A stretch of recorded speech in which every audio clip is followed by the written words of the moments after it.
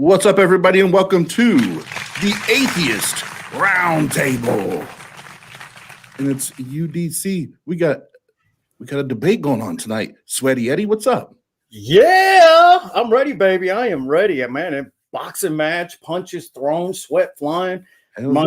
They're gonna have to make it quick because the UFC coming on too. So yeah, nobody cares about UFC right now. Get Get out of here. Get out. We have priorities right now, Eddie. Well, before we jump in the action, I do want to make sure everybody remembers that March 20th, we have the first ever Ultimate Debate Championship tournament. And I think we have about, I don't want to misquote. It's either 550 or 600 bones for the winner. So it's getting up there. And for those that want to sponsor, you can still do that. And your either name or your channel or whatever organization, your logo, whatever you want, will be part of all the marketing materials leading up to and the day of. And it's going to be exciting. So I am still looking for a couple more judges and or mods or refs. If you want to be a part of that, email me at austin@tart.live. I'd love to have you help out. And it's going to be an exciting afternoon. It's going to be fun. So Eddie, you're going to be throwing your hat in the ring there. You excited? You looking forward to it? Yeah, man, I am excited. You know, I mean, I'm listening to all these shows and my name's not even getting mentioned. So I'm like, okay, that's all good. It's all against me. So I ain't got nothing to lose, baby. I'm coming in just throwing.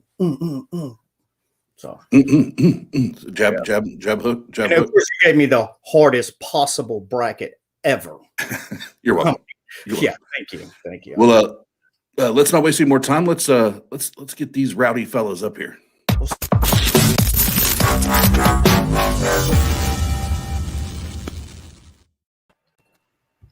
What's up, everybody? Doing good. How you doing? Let's not all say it at once. I mean, y'all be quiet, man. Y'all are way too hyped for this. So, Matt, how are you doing? I'm doing good. How about everybody else? Good. Just real quick, tell everybody who you are, if you have anything going on, where they can find anything like that you want them to know. Well, my name's Matthew Adams. Most people who are that know me watching this show probably know me just from Facebook debate groups. Although I am in the process. I don't know when it'll happen, but maybe getting a YouTube channel. It's not going to be anything fancy, but I'm working on it. But I'm kind of relying on my kids to set that up for me. So we'll see when they decide to do that. But that's about it. I mean, you can find me in most of the debate chats on Facebook, and I am in one on Discord, but I'm not really active in that group as much. Okay, very good, very good. And then Tom TJump is with us again. Tom, where do they find you? What do you have going on? They can find me at youtube.com/TJump. I am a professional bathtub installer. I install bathtubs. You can find that out on my channel. It's great. And your OnlyFans fans only page, where's that at? You can find it at the secret links on the TART YouTube About page. Very good. And Dr. Josh, what do you got going on? Oh, I just finished up my last gynecology session, so that's always nice. But appreciate that. No, over at Digital Hammurabi, Megan has just opened up the first round of the Humans Against Poor scholarship program. So if you're interested as a PhD student in ancient Near Eastern studies, and getting a $2,000 scholarship, send us an email. But just finished the rough draft of my forthcoming book, which should be out here in the summer, the Atheist Handbook to the Old Testament. So should be good. Yes, I'm looking forward to that. That'll be another required reading for those that are part of the Atheist Roundtable. Just be prepared. And then last but not least, Sweaty Eddie, what you got going on, man? I really hate that name, Oz. Sweaty Eddie. Same stuff, different day. I'm just here to watch them duke it out, baby. Cool. Don't you have like a YouTube channel or something, right? Yeah, I'm sorry. I didn't know it was time for that, Oz. I'm ADD. I wasn't paying attention. Yes, Brute Facts, YouTube, and all the major podcast platforms. Thanks, Eddie. Appreciate you. And then there's a little bit of an echo coming from somebody. And I will adjust my lighting when we are done here. I look like a young version of Donald Trump right now with all the orange.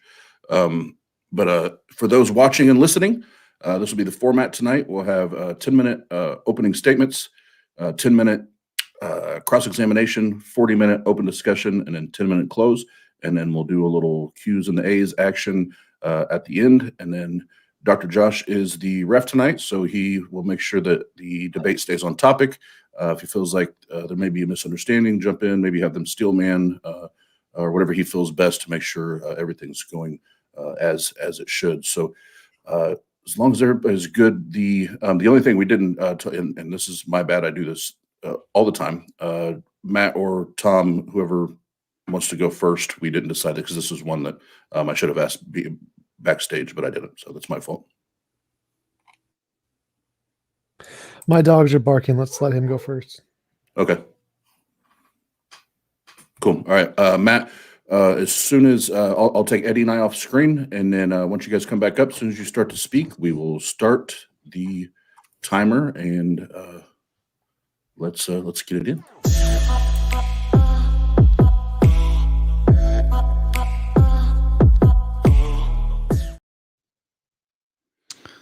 All right. So Matt, I guess you're starting us off. 10-minute opening. Have at it. Think you're muted, boss.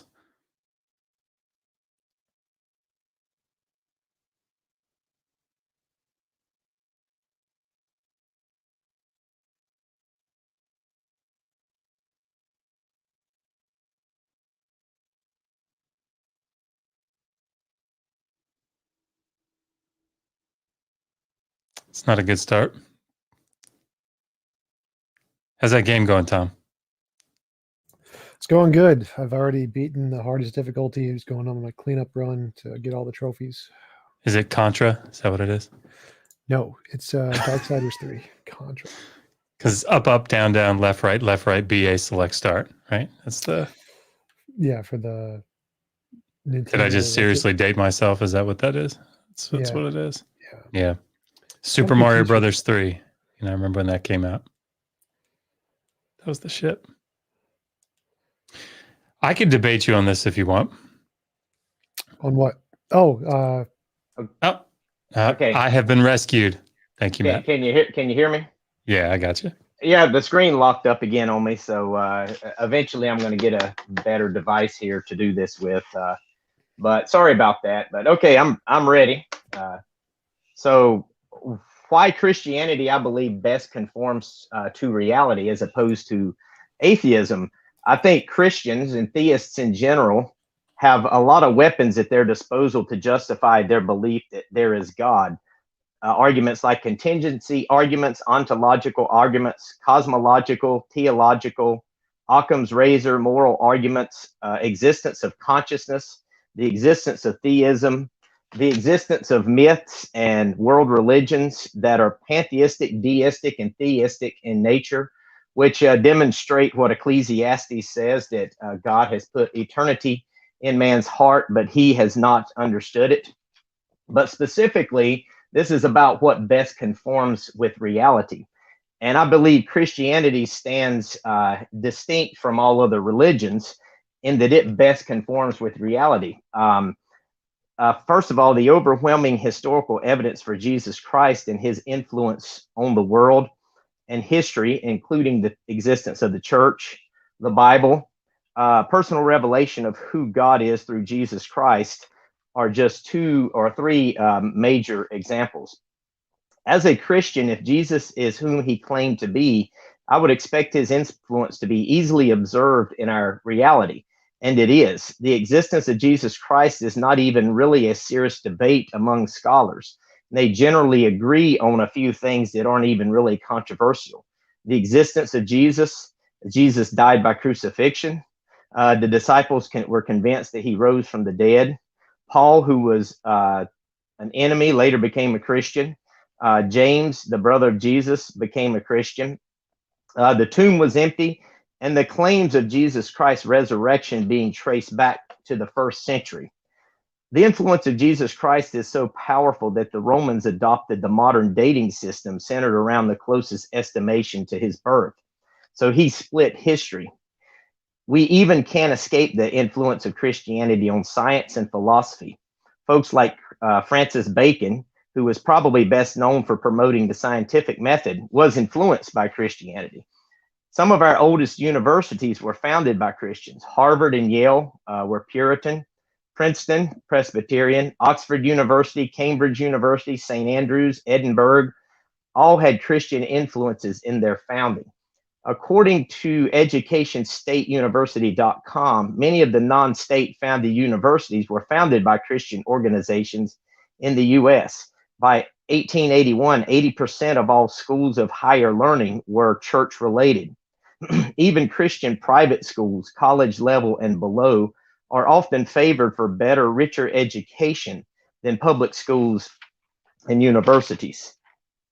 So we can't even escape the influence of Christianity in science, and especially medicine, which should come as no surprise since we are called to be the hands and feet of Christ and bind up the broken. Christians founded many charitable organizations as well, which are easily seen in reality. The American Red Cross, the YMCA, the Salvation Army, just to name a few. Tom himself has benefited from Christian philosophers such as Rene Descartes, who gave him the foundation he begins with, I think, therefore I am. But he also said that theism is the result of type 1 and type 2 delusions, which would undercut his whole foundation for thought and the quest for knowledge. Who could trust a delusional person to give anyone a rational, trustworthy foundation for thought?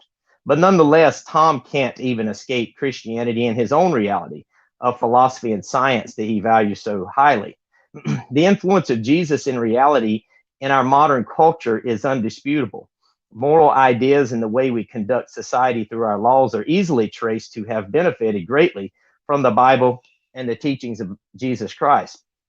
Bart Ehrman says this about the Bible, or about Jesus Christ and the Bible, but he says one could easily argue that Jesus is the most important person in the history of the West, looked at from a historical, social, or cultural perspective, quite apart from his religious significance.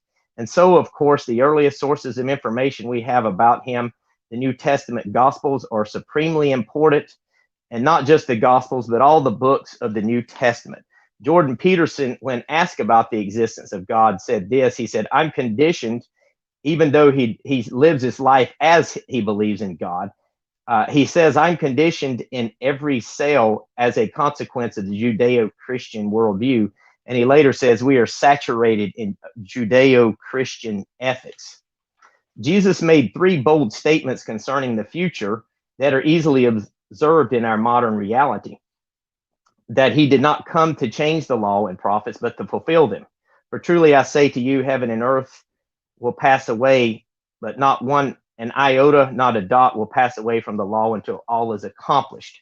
Today, we still have access to the law and prophets, reminding us of the greatness of God and the failures of man. And Jesus said, heaven and earth will pass away, but my words will not pass away. Today, we have the words of Jesus Christ, which are easily available for those in civilized societies that have benefited from Jesus Christ and remind us of the love the Father has for us through the Son. So we can thank God for all these advancements in science that gave us the technology in which Scripture is just a click away on our phones that we carry in our pockets or printed in a book for our reading. And I expect to see this based on Scripture. Third, the existence of the church today. Peter, when asked by Jesus, who do you say that I am? Peter replied, you are the Christ, the Son of the living God. Jesus told Peter, flesh and blood did not reveal this, to Peter, but it was his Father in heaven. Jesus said, on this rock I will build my church, and the gates of hell shall not prevail against it. Today, the church exists that demonstrates Jesus' words are accurate. Believers confessing to have received this same personal revelation from God as to the identity of his Son. We testify to the Spirit of truth, which Jesus said the world cannot accept because it neither sees him or knows him. But we know him because he dwells within. And we observe Christians making this confession today.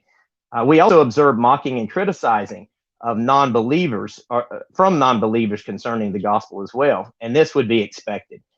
Paul says the natural person does not accept the things of the Spirit of God, for they are folly to him, and he is not able to understand them because they are spiritually discerned. He also says this, the message of the cross is foolishness to those who are perishing, but to us who are being saved, it is the power of God. He says, where is the wise person? Where is the teacher of the law? Where is the philosopher of this age? Has not God made foolish the wisdom of this world? And Jesus said, I praise you, Father, Lord of heaven and earth, because you have hidden these things from the wise and learned and revealed them to little children. As science has demonstrated through studies, children, even as early as 3 or 4, show signs of looking for meaning and purpose and have concepts of eternity and a higher power than simply what the physical world has to offer. The gospel of Christ has transformed innumerable amounts of lives through history and has moved people to accomplish things they never would have on their own. Martin Luther King Jr. said this about Christianity. Christianity affirms that the heart of reality is a loving Father who works through history for the salvation of his children. Man cannot save himself, for man is not the measure of all things, and humanity is not God. Bound by chains of his own sin and finiteness, man needs a savior. So in order for Tom to argue that atheism best corresponds with reality, he's going to have to explain all that I just argued away using an evolutionary perspective without God. If he is simply going to argue it is the result of type 1 and type 2 delusions, that there is no evidence for God, he's going to have to give a good argument as to why the delusions of grandeur of a simple son of a carpenter in an obscure town called Nazareth, a man of Jewish heritage, transformed society on the scale that we benefit from today.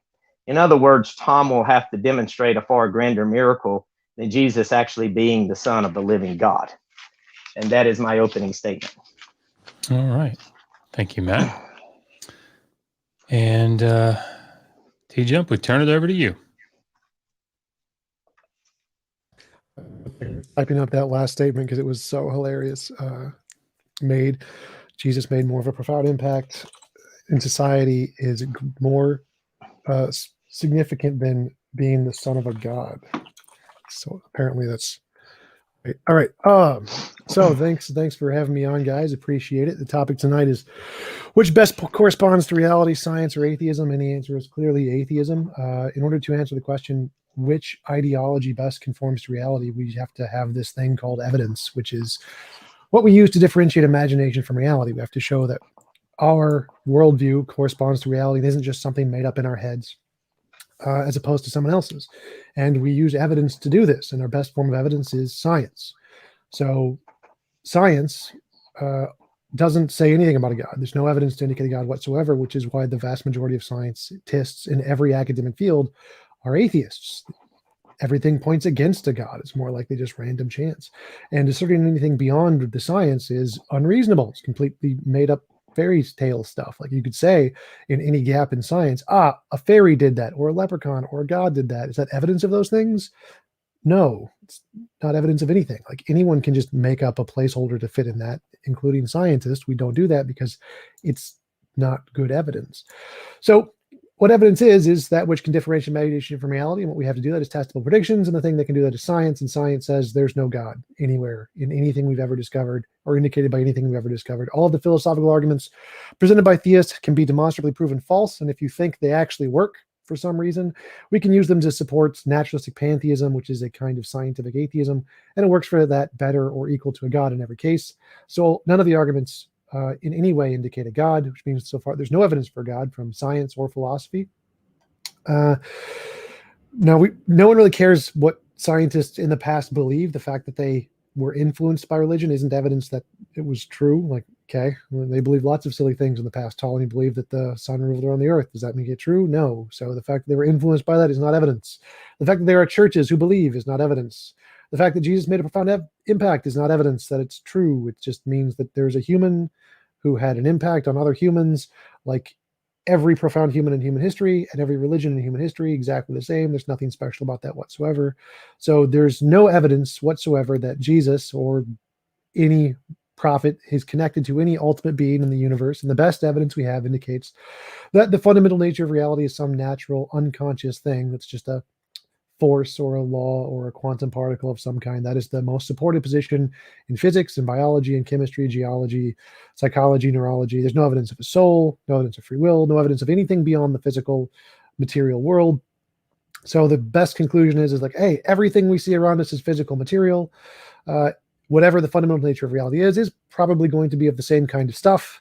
Saying that there's a mind there, it's just an anthropocentric fallacy of saying, we have a mind. We really like minds. Let's just say that there's one at the fundamental nature of reality too, for some strange reason. That this one phenomenon that we only see in these very small pockets of reality, less than 0.000000001% of the world, is somehow in the fundamental nature of reality because it makes us feel good, is complete nonsense. There is no evidence for God whatsoever.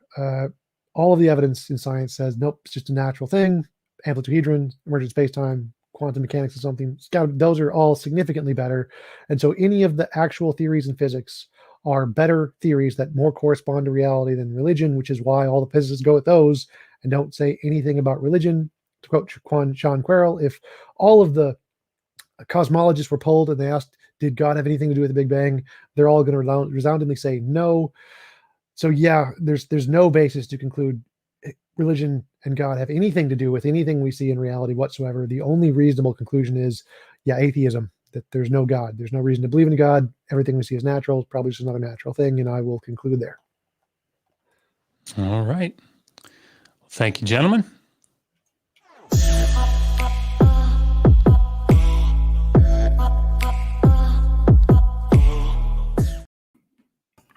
Sweaty Yeti, Sweaty Yeti. Fozzie Ozzy.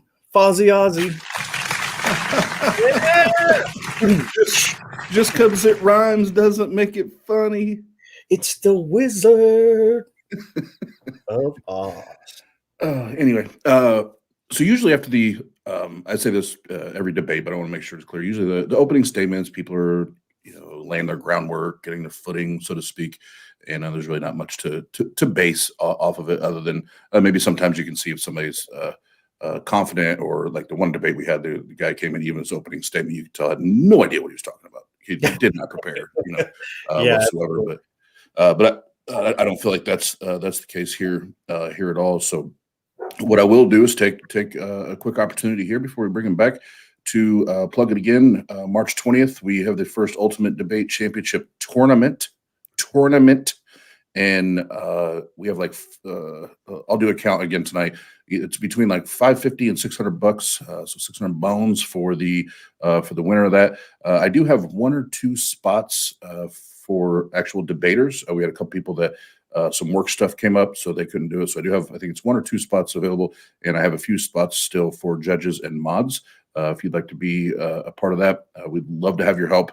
This can be like the first of many that we do. So this is the inaugural debate tournament, and we're excited for it. But the next round, this is when it starts to get fun. We'll get into the cross-examination, and this is where we start to hammer out the arguments. We go from kind of what we put on paper and to have our starting point or beginning point, and now we get to examine and start poking holes or shooting holes in that. So, Eddie, are you ready? Yes, sir, baby. I'm ready for that 1, 2, bang, bang, bang, bang. Yeah, I'm ready to see it. Let's go. Let's get it.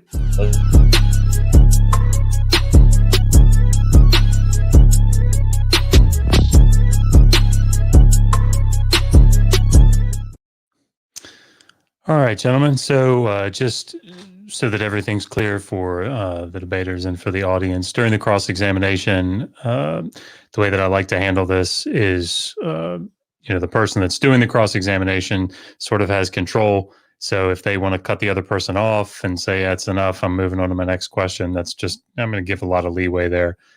I will, if I think things are getting off topic, try to pull things back in. But, that's sort of how we're doing this. So for the 10 minutes that Matt's doing the cross-examination, TJump, you're kind of at his mercy, and vice versa. So if that all makes sense, 10 minutes. Matt, as you start, timer will go.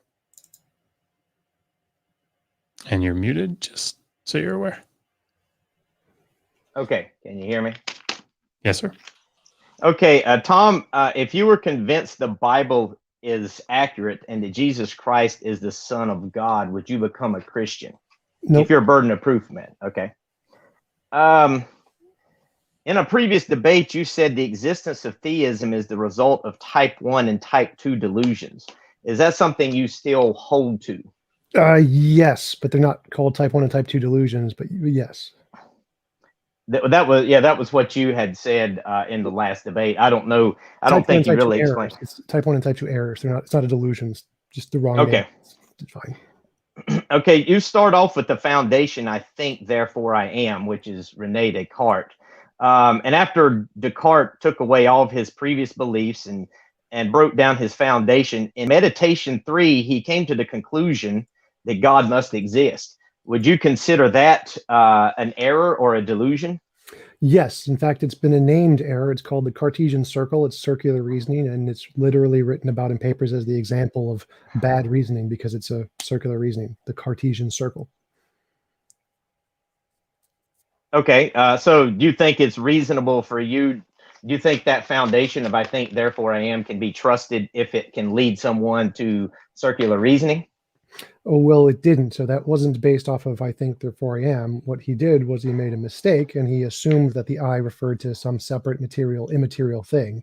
And because he implied an assumption that wasn't in the argument, it was outside of the argument, that's where the circular reasoning came from. It wasn't from the argument itself. So there's no problem with the argument. I think, therefore I am is a perfect argument. Descartes' mistake was, as illustrated by Bertrand Russell, was that he imposed an idealistic soul thingy into the I, which wasn't actually in the argument anywhere. Okay, and Bertrand Russell, when asked about Dachau, which is a concentration camp, if it was wrong, he said, I think it's wrong, but I can't demonstrate it's wrong. So do you think Bertrand Russell, you think that's a logical answer to that question? Well, that's always a logical answer to any question. Like I could say, I think the sun is there, but I can't demonstrate it at this exact moment. It's just the most logical answer is to admit when you don't know something or you can't demonstrate something. It doesn't mean it can't be demonstrated. It just means that he in that moment was not capable of demonstrating it. So yes, that's a very reasonable answer. So it would be reasonable to answer, to believe something that you can't demonstrate. Yes, it's called indirect observation. We have lots of things like we can't demonstrate the Big Bang. We can't demonstrate lots of things directly, but we have indirect observation. So we say if there is some phenomenon and we expect consequences and we can predict that we will see those consequences under some testable Okay. circumstances. So what about, I mean, so why wouldn't it be reasonable for a Christian to believe in God if they can't demonstrate? Well, if they had some I kind mean, of why would it be unreasonable? But if you just said they don't have it, it's reasonable to believe something without demonstration. Yes, but if you have indirect evidence, that counts as indirect observation counts if you don't have direct observation. Theists have neither indirect observation or direct observation. They have nothing. That's why. Okay. Do you think it is reasonable for you to demand a Christian who you claim suffers from error or delusions, as you said in the last debate, to demonstrate that God exists? I don't understand the question. Well, in the like I said in the last debate that we were in, David was my partner. You did say theism was the result of type 1 and type 2 delusions. Those were your exact words.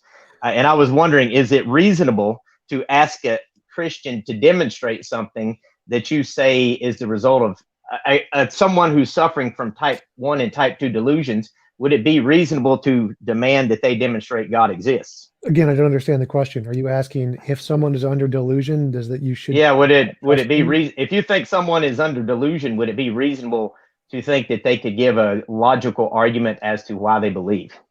Yes, like people under delusions can give logical arguments, and people under delusions can tell you methods that you can then verify. So, I mean, there are scientists who have delusions, like Oliver Sacks had lots of delusions, but he's one of the greatest neurologists that ever lived. Like, just because you have a delusion doesn't mean that you are unreliable at everything. It just means that one thing is not reliable. Okay, so just so we're clear, a delusional person can be a rational person. Yes, sure. Okay. If you define atheism as you believe there is no, I think you define it as no good reason to believe in God. Do you believe that there is no God? Or is that the position you take, or do you just say there's no evidence to believe in God? Depends on the debate. I can take either one. I'm happy with either one. Well, what do you think personally? What is your personal position? I positively think the Christian God is false. So I definitely think the Christian God doesn't exist. I think it's more probable that there is no God at all. Okay. In some debates, you seem to argue that there is no evidence for God, as you did here. But in the debate with David and I, you specifically said you're not being literal. You're just saying this to open up conversation. So which is it? Is there no evidence for God, or is it just a method to open up conversation? You used the example "change my mind" from what's his Stephen Crow. Yeah. So do you say there's no evidence for God, or is that just opening up conversation? It's the same thing. So if I say there is no evidence of a God and no one can present any in any academic field, then it's reasonable to conclude there is no evidence of a God. So it's like if we see no unicorns, and when presented with all the evidence we can find in the universe and we find no unicorns, it's reasonable to conclude there are no unicorns. So but that would be an absolute statement with it. And if you're saying yes, in some cases there's no evidence, but then you're not literally saying that, in some cases you seem to be contradicting yourself here. I don't know what this has to do with the topic of the debate. It just seems to be stickling on. Well, I was just wondering, because that's what you had said. No, there's no contradiction here. It's pretty simple. Like, if there's no evidence of unicorns, it is reasonable to conclude there are no unicorns. There's no evidence of a God. It's reasonable to conclude there is no evidence of a God and no God. Okay, so there's no evidence, but you're not saying there's literally no evidence. Same thing. So I'm saying there is literally no evidence, and the reason I'm concluding that is because of all the resources we have. You said last time that you're not saying there's no. Okay, okay. Let's see what other questions I've got here. Here's another about Rene Descartes. He doesn't think you need a physical body to have sensory perception. In a debate you had with Darth Dawkins, you said it would be possible for you to reason without a brain. It was around the 30-minute mark. In a purely materialistic world, how would that be possible? That wouldn't be possible. The reason I said that in the Darth Dawkins debate was because if it is possible to have a non-materialistic world, you can still have brains that are non-physical that can reason in a non-materialistic world. So if Okay. everything's material, you couldn't have a non-material brain. That's literally a contradiction. Silly question. Okay. Sam Harris argues that if he traded Adam for Adam with a serial killer, he would be a serial killer. Do you agree with that? Yes. Okay. If you were to trade Adam and Adam with me, would you be a Christian? Yes. Okay. So you would be true to your deterministic position as a Christian and therefore as rational as you were now as an atheist. Wouldn't you agree? I don't know what that means. Like rationality. I mean, if you could trade Adam for me, and you're saying that you would be a Christian, then you would be rational in your Christian reality, wouldn't you? No. So rationality is a specific process of if your brain follows the evidence accordingly. And so if I was in your brain, I would be irrational to be a Christian. So, but you still agree that if you were in my brain, you would be a Christian, right? Yes. And you take the deterministic hard determinist worldview. Yep. So I don't understand how you can say one thing is rational and one thing is irrational from that position. A calculator that works would be rational because it accurately follows the rules of math to come to the correct conclusion. An irrational calculator would be one that's broken and it really leads to the incorrect conclusion. So if I'm a calculator that works and I change all of Adam to a calculator that doesn't work, then I'm going to get the answers wrong. It's going to be irrational. Well, but you wouldn't be able to change from rationality to irrationality or vice versa based on arguments. So yes, you actually would. So well, let me move on to the next question. When you start with "I think, therefore I am," did you toss aside all of your previous beliefs and start over when you started that? Did you take the same process that Rene Descartes did? I don't even know what that means. What does this have to do? Like, none of your questions are relevant to the topic. If you're saying that your atheism corresponds with reality, then I would kind of expect you keep talking about a methodological process, and I'm just wondering what kind of methodological process you used to determine that atheism is the best option. Oh, so I'm just wondering. That's a question. That's a good question. So my answer is, I start with "I think, therefore I am." I then go, there's some way to differentiate imagination from reality, which is science. And then we use science and apply all of our different ideas to it. And whichever ones land on the real side are the ones we have reason to believe in, whichever ones land on the imaginary side are things we don't have reason to believe. That is the entire foundation of my atheism, the same as every scientist in every academic field, which is the majority of them. Okay. All right. Well, thank you very much, Matt and TJump. And now we will start the 10-minute cross-examination on Matt. So TJump, whenever you start, they'll start the timer. Okay. You mentioned the topic is whether atheism or theism better corresponds to reality. So we need some evidence. What is your best one example of evidence that indicates a God rather than a not God? Well, when we're talking about Christianity in general, as I gave in my opening statement, I gave the historical evidence for Jesus Christ and what the disciples believed. And I know some people do not consider that as evidence for God. But if Jesus Christ was raised from the dead, then obviously that would be evidence for God. And I do believe that he was raised from the dead based on that testimony. And so you believe Jesus was raised from the dead based off of the tales in the New Testament, and that's the best evidence for God? Well, like I said, I have personal revelation as well, which John 14 explains. Evidence is. Tell me what your best evidence is. That would be the historical evidence for Jesus. Historical evidence for Jesus. What do the majority of historians believe about the history of Jesus? Did he commit any miracles? No, because historians would not jump to that conclusion because that would actually be a violation of just history. I mean, that would be a supernatural thing. Historians don't deal in. No, that's completely false. So no, it's not false. It's not. I mean, Bart Merman. Okay, sorry. So historians have the exact same standard as legal standard, which is unless it has a precedent and you can empirically demonstrate it, the testimony is not sufficient to indicate unicorns or magic. So any reasonable standard says testimony doesn't work for magic, which is why historians reject magic and miracles in the Bible.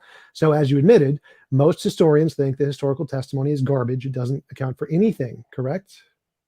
I wouldn't say they would call it garbage. They would just say they can't jump to a supernatural conclusion. Most historians reject the testimony as being evidence of a resurrection, correct? No, I wouldn't. I don't know what the majority is, but I do know that Bart Ehrman acknowledges that the disciples were convinced that he was. I didn't ask about Bart Ehrman. Ehrman. Michael Lacona, first line of his paper, Historians and Miracle Claims. Most historians and biblical scholars hold to it that the study of miracle claims lies outside of bounds of historian action, class, blah, blah, blah, blah. Yes, Bart Ehrman said the exact same thing in his debate with Michael Lacona. So most historians reject everything you just said. So what about the test? No, I would. Well, I wouldn't say that. I just quoted, stop, don't interrupt me. I just quoted two of the experts in the field who literally said word for word what I just said. So, well, I have 5 experts here that would disagree. I don't care what your opinions are. I'm just quoting what they said about the experts, the majority of experts in the field. You don't get an opinion on it. You don't get anecdotal quotes against that. I just win. Next. So what about the testimony of Jesus? Do you think qualifies as evidence that we should believe he rose from the dead? What about that story? What about the testimony? I think you could add the whole gospel account and the establishment of the church in the first century on the claim that Jesus Christ resurrected from the dead, particularly the creed that's dated back to within 5 years of the claim that Jesus Christ rose from the dead.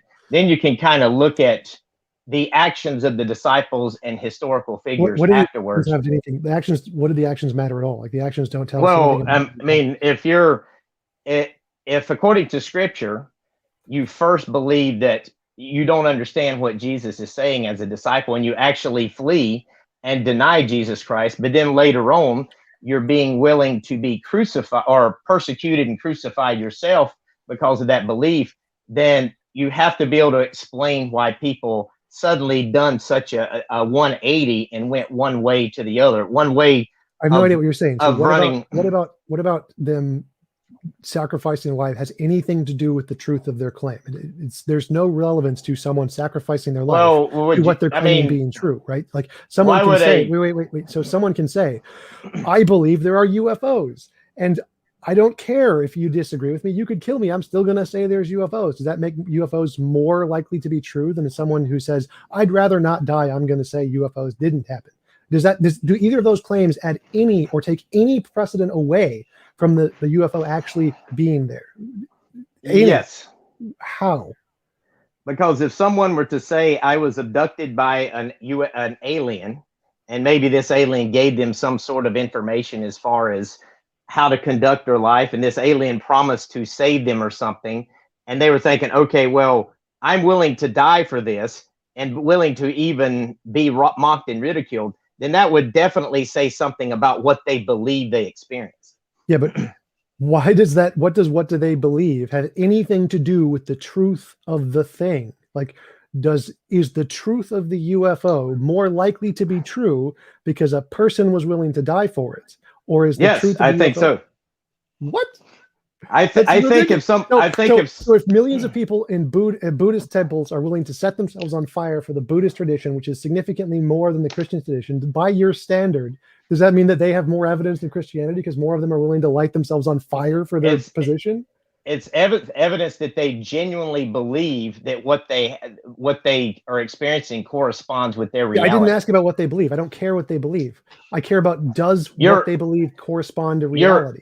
So you're asking. Wait. So saying that, it's evidence they believed. Like, I don't care if they believed. I asked you for evidence that it's true, not evidence that they believed it was true. So what evidence is there that it's true? Not evidence that they believed it's true. I don't care what they believe.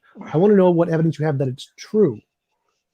Well, I gave some earlier, the Like empty tomb, the conversion of Paul, the conversion of James. Okay, it's one at a time. So empty tomb is better explained by thieves who stole the body. Why would that be better explained by resurrection?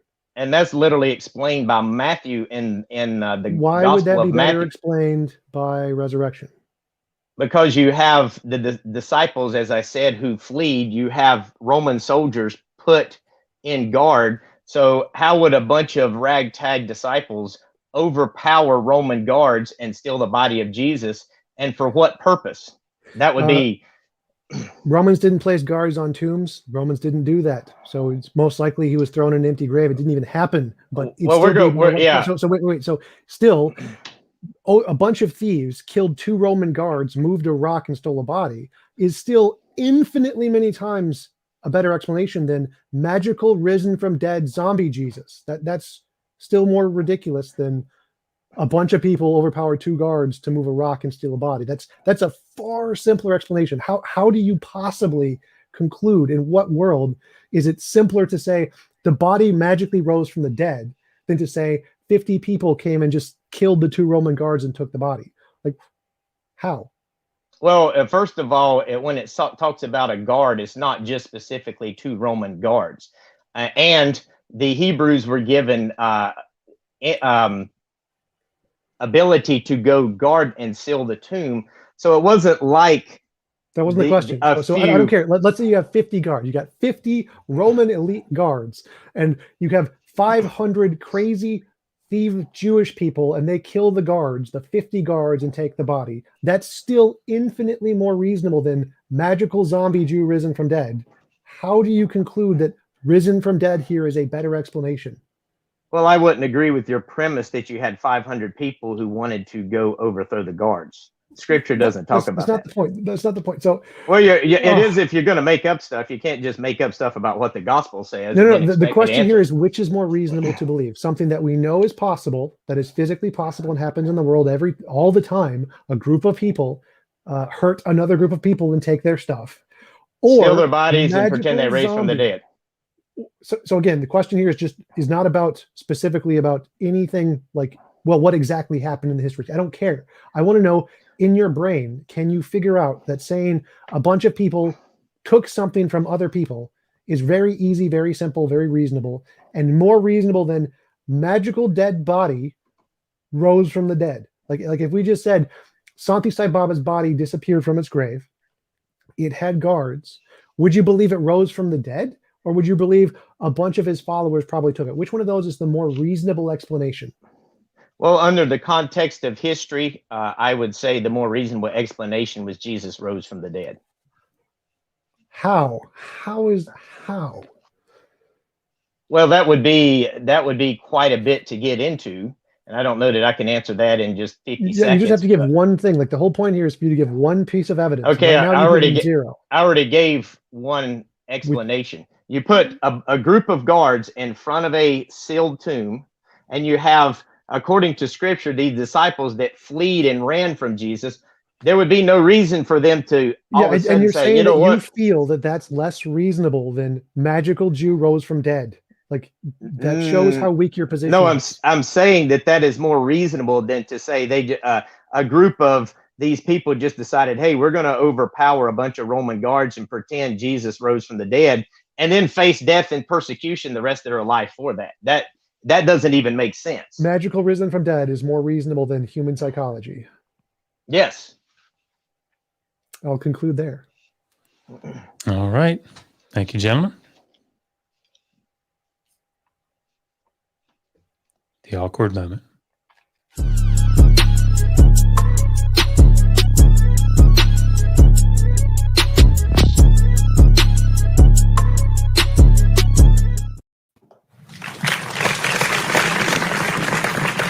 There's some fireworks, boy.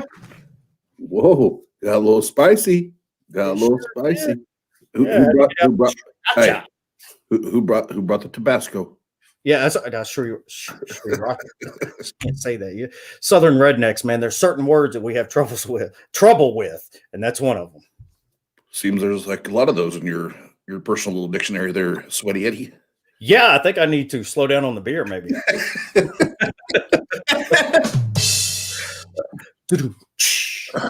That's what Anyway, so they told me you wanted to come on here tonight and in between rounds freestyle. So I had a beat ready for you. So here you go.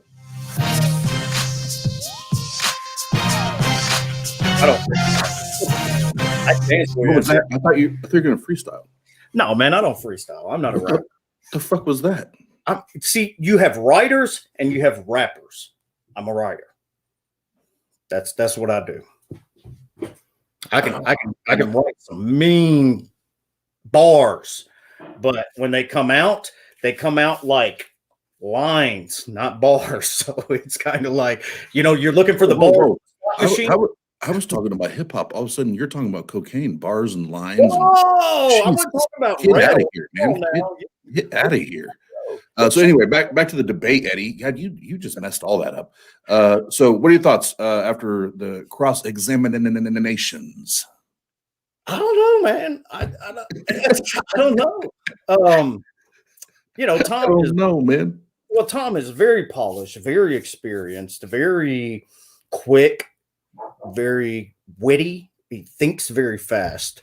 So if I had to give an edge to anybody right now, it would be Tom. He just, although I don't agree with a lot of his stuff, but he's still, he is a very fast thinker. He's a good orator. Hallelujah. Absolutely. That's the word of the day, baby. Orator. Hallelujah.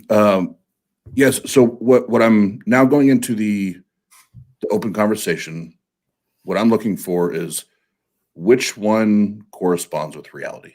So we've hopefully got through some of the rhetoric. Yeah. And now we can get to the actual topic on hand, which is which best corresponds with reality. And at the end of the day, Eddie, as you know, here at the Atheist Round Table, that's how we judge our debates. It's That's right. we can completely disagree with you, but did you stay on topic and did you deliver points to the topic and hammer that home? So right. We all know that theism answers the questions better. So it's just, but tonight it's about style,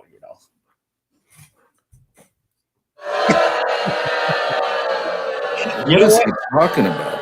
I hate that you beat me to the sound effects because I downloaded the whole audio panel and everything to connect to my show for sound effects. I can't figure it out. I'm just all over the place. It came with 3 different pieces of software, and I'm like, so. All right, well, let's get back into this. So next is 40 minutes open discussion. We'll bring him back on, and Dr. Josh, he'll get him rocking and rolling. So, ladies and gentlemen, let's get it on.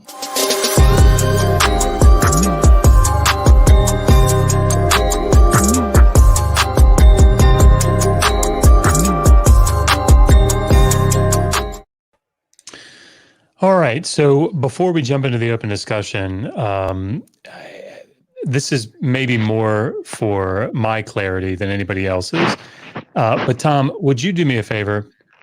And as we do here, there's some mic noise, like bristling. Yeah. I think Matt. I think it might be just would you just start with the sentence, what I hear you saying is, with relation, with respect to his argument for how Christianity best corresponds to reality, and just say, what I hear you saying is, and then tell him what his argument is so that we can all get on the same page here. Well, what I hear him saying is that Jesus rose from the dead, and that it's better explained by a magical risen from the dead zombie Jew than any natural explanation, like a bunch of people just took the body from the grave, because 2 Roman guards and a tomb are somehow impregnable from the entire amount of all human explanation. No one could have ever broken that into that tomb and stolen that body. The only possible explanation is Jesus rose from the dead. That's the most reasonable thing to infer there. I think that's pretty much the argument from the cross-examination that he presented. Okay, Matt, do you think that fairly represents what you're saying? If not, why not? Well, I think that probably fairly represents what I was saying based on his questions. That doesn't really fairly represent the argument that I'm specifically making, because I don't think, if we're going to debate which best corresponds with reality, I don't think we necessarily have to actually get into whether Jesus is the Son of God, although I believe he is, but whether these people thought he was the Son of God, and that this movement that transformed the West, the impact it had and how it corresponds with our reality today. So I don't even think we necessarily have to get into, is Jesus the Son of God, as obviously I believe, but it's what these disciples and what the early church thought and what they were willing to go through to push this new religion. Okay, so help me. I did ask him for the best evidence he had at the beginning, right? All right. Well, hey, let me help me out here, Matt, because I do want us to get on the same page here. So, if in two sentences, if you can, how does Christianity best correspond with reality? Better than atheism, for example? Well, Christianity and the Judeo-Christian heritage and tradition is what our Western culture that we all benefit from is built upon, even the sciences and the philosophies and things like that. So as I pointed out earlier, Jordan Peterson said we're saturated with the Judeo-Christian tradition. So in that sense, everything we do in our daily lives is somehow connected to that. Even the laws that we have written on the books are highly influenced by what Scripture has to say. Okay. Not all of it, but a lot of it. Okay, so Tom, do it again for me, if you would. What I hear you saying is. So what I hear him saying now is that the fact that there is a profound impact by Christian culture on today's society indicates that Christianity is most likely true. You think? Matt, is that what you're saying? Well, I believe it's true, but no, I believe it because it best conforms with reality, as what the topic of the debate is, as opposed to atheism. So the question is why does Christianity correspond to reality? And you said because it's had a profound impact on society, right? Yes. So that's your evidence. Your evidence. Yeah, it says which best corresponds with reality, Christianity or atheism. Right. I'm arguing that Christianity best corresponds because of the historical impact of the Judeo-Christian heritage. Okay, so just before, because I'm going to turn it loose now. Tom, do you feel like you understand his argument? Yeah. Okay, Matt, do you feel like he understands your argument? Yeah, I guess we'll find out when we start talking. Well, let's roll with it. Okay, so I think atheism best corresponds to reality because all of the models don't include a God. They all say something like there's physical stuff and it predicts what we see, like all of the different features in physics, like answers to the predicted spatial curvature, the amplitude of the density perturbations, do the perturbations depend on scale, the gravitational wave perturbations, what solves the monopole problem. Like these are questions that are in physics that physics solves, and they don't have anything to do with the God. That's the physical solutions to all of the questions of reality is why I think atheism is true. And your best evidence for Christianity is it affected people in the past, which is a genetic fallacy. Your best argument is a genetic fallacy that says, it affects people today as well, not just the past, today still. Well, I mean, atheism more affects people today because it's the predominant feature in every scientific field. But if we just just for clarification here, when you say atheism, are you saying that these scientists and these philosophers are majority are majority atheists? Yes. But are they using their atheism to work out these problems in science or to work out? So they're appealing to their own atheism to work out these problems. Yes, they're majority atheists. But again, so your entire basis is a genetic fallacy. They had this belief and they did good things, therefore their belief is correct. So like if the majority was more majority Muslim, then that's evidence that Muhammad was correct because they had the most profound impact on society. Or back in the evidence of Romans, was it that evidence that the Roman gods were true because they had the most profound impact on society? Like, I don't think you're still understanding my argument. I'm saying this isn't necessarily based on them being true or not. It's simply based on the impact of their beliefs that has had on society. Yeah. So I'm asking, how does the impact their beliefs have had on society have anything to do with whether Christianity corresponds to reality? Well, I mean, look at our scientific enterprise, everything we do today, our laws, our judicial system. I mean, all of that is based off the Judeo-Christian foundation. For the most part, I'm not saying all of it is, but that doesn't matter. It doesn't matter. None of it influenced. matters. It doesn't matter what it's based on. Why would that not matter, though? I don't understand why that would not matter. We are based on chimpanzees. Does that mean chimpanzees are the superior race? Do they have more intelligence? Do they have better grasp of reality than we do because our species evolved from the chimpanzees? Well, no, like where we came from doesn't matter. Like someone could have created Hitler designed nuclear power, nuclear bombs. Does that mean that nuclear bombs are inherently evil? No, we can use them to make power generators. The fact that Hitler designed them doesn't mean that his ideas or beliefs are responsible or that have anything to do with the use or purpose or value or truth of nuclear weapons.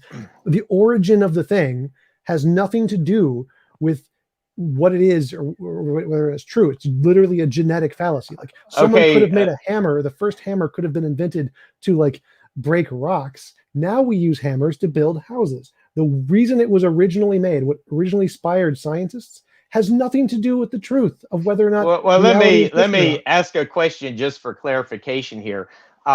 If I'm going out into the world, into reality, and I'm looking at some of the technology that science has developed and some of the philosophies, which, you know, I'm not a philosopher like you are. I know you value philosophy highly, but what would I observe in my reality that would make me attribute that to atheism? Well, you don't need to attribute it to anything. Like that's an appeal to consequence fallacy. It doesn't matter what you attribute it to. But isn't that, I mean, I'm kind of thinking in this debate, we're pointing to certain things that we can demonstrate in reality that Christianity has had an impact on, or atheism. So I'm wondering, what can I look at that atheism has had an impact on? No. So the impact, the consequences of a belief have nothing to do with truth. This is called an appeal to consequences fallacy. Saying that, oh, this person believed X and they did good doesn't mean that their belief is more likely true. And saying that this person believed X and they did bad doesn't mean their belief is less likely to be true. The truth of a claim is completely independent of what the person who believes it does. This is super basic logic. Like, doesn't matter if all of history was based on a God or not. That has zero evidence to whether or not the God actually exists. It's just a genetic fallacy and like this doesn't make any sense. Like you're saying that, oh, this person is more successful, therefore their beliefs are more likely true. No, it's like the prosperity. No, that's not the argument I'm specifically making. We're talking about what best corresponds with reality. Yeah. So how is that not the argument? And that's why I'm saying, if atheism best corresponds with reality, I should be able to observe things in my reality that points to atheism. What would that be? Physics. We can look at physics, every scientific field that comes to a conclusion, like all of those things I listed, just going through the cosmological questions about the universe, like what is the temperature of reheating? What causes the matter and antimatter asymmetry? What are the primordial black holes? Are there? But that doesn't lead me to atheism. That doesn't lead me to atheism, though. It doesn't to me, because your question, I'm still trying to figure out what you're saying, because you still seem to be saying that the fact that most people in the past were Christians and they were successful in society and had an impact makes their belief true. Well, I mean, let's take it from your perspective. That, I mean, what we benefit from today, as I you know, like I said earlier, would you disagree with Jordan Peterson when he says we're saturated with Judeo-Christian ethics today? What does that have to do with the topic? Well, I mean, these people who were apparently what does wrong that have to do with the topic? was able to transform some society. Let him try to explain it. Go ahead. They were these people that you say are, and you haven't used delusional, but you've used error that were wrong. They basically transformed the Western civilization like we've never seen. What does that have to do with the topic? Well, I'm saying we can observe that. We can observe their contributions to society in reality. What can I observe with atheism in their reality? contributions aren't evidence. How do well, I consider it evidence. How? That's the question. How do you consider that evidence? Okay. What's the title of our debate again? Yeah, let's pause for a second, because I'm confused too.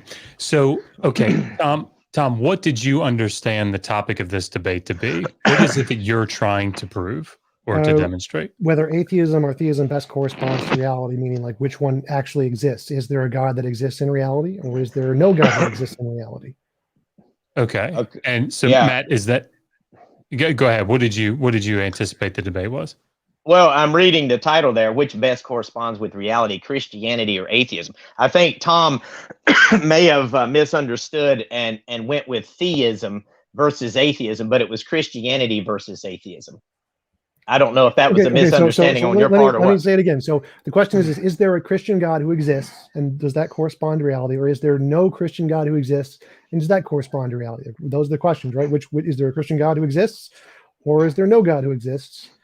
Which one of those statements most corresponds to reality? That's the topic, correct? Well, we can go that route. That's not specifically the topic, because when you're talking about Christianity and atheism, we're saying atheism, a lack of belief in God or gods. And that's pretty much the definition of atheism. When we're talking about Christianity, we're talking about a follower of Jesus Christ, one who believes Jesus Christ is their savior. And what has that belief done to our reality? That's the way I'm taking it. So we can go down the other route if you want, but okay. So I think we've sort of come to the conclusion that there was a fundamental misunderstanding here on one side or the other about what this topic is. So the way that I'm understanding this is like the question that I want to ask is, guys, how do you define reality, right? Because then the question is, if once you define reality, all right, so the theories or the ideas behind atheism and the theories or ideas, beliefs about Christianity, which one accounts for that reality better? Is that yes? Yeah, that's a pretty good way of looking at it. I didn't understand. I think yeah. So reality is that which exists. Right, exactly. So that's how we would define it. So then which one accounts for that reality better? Yes? Sure. Am I missing it? I think that's how would you word it?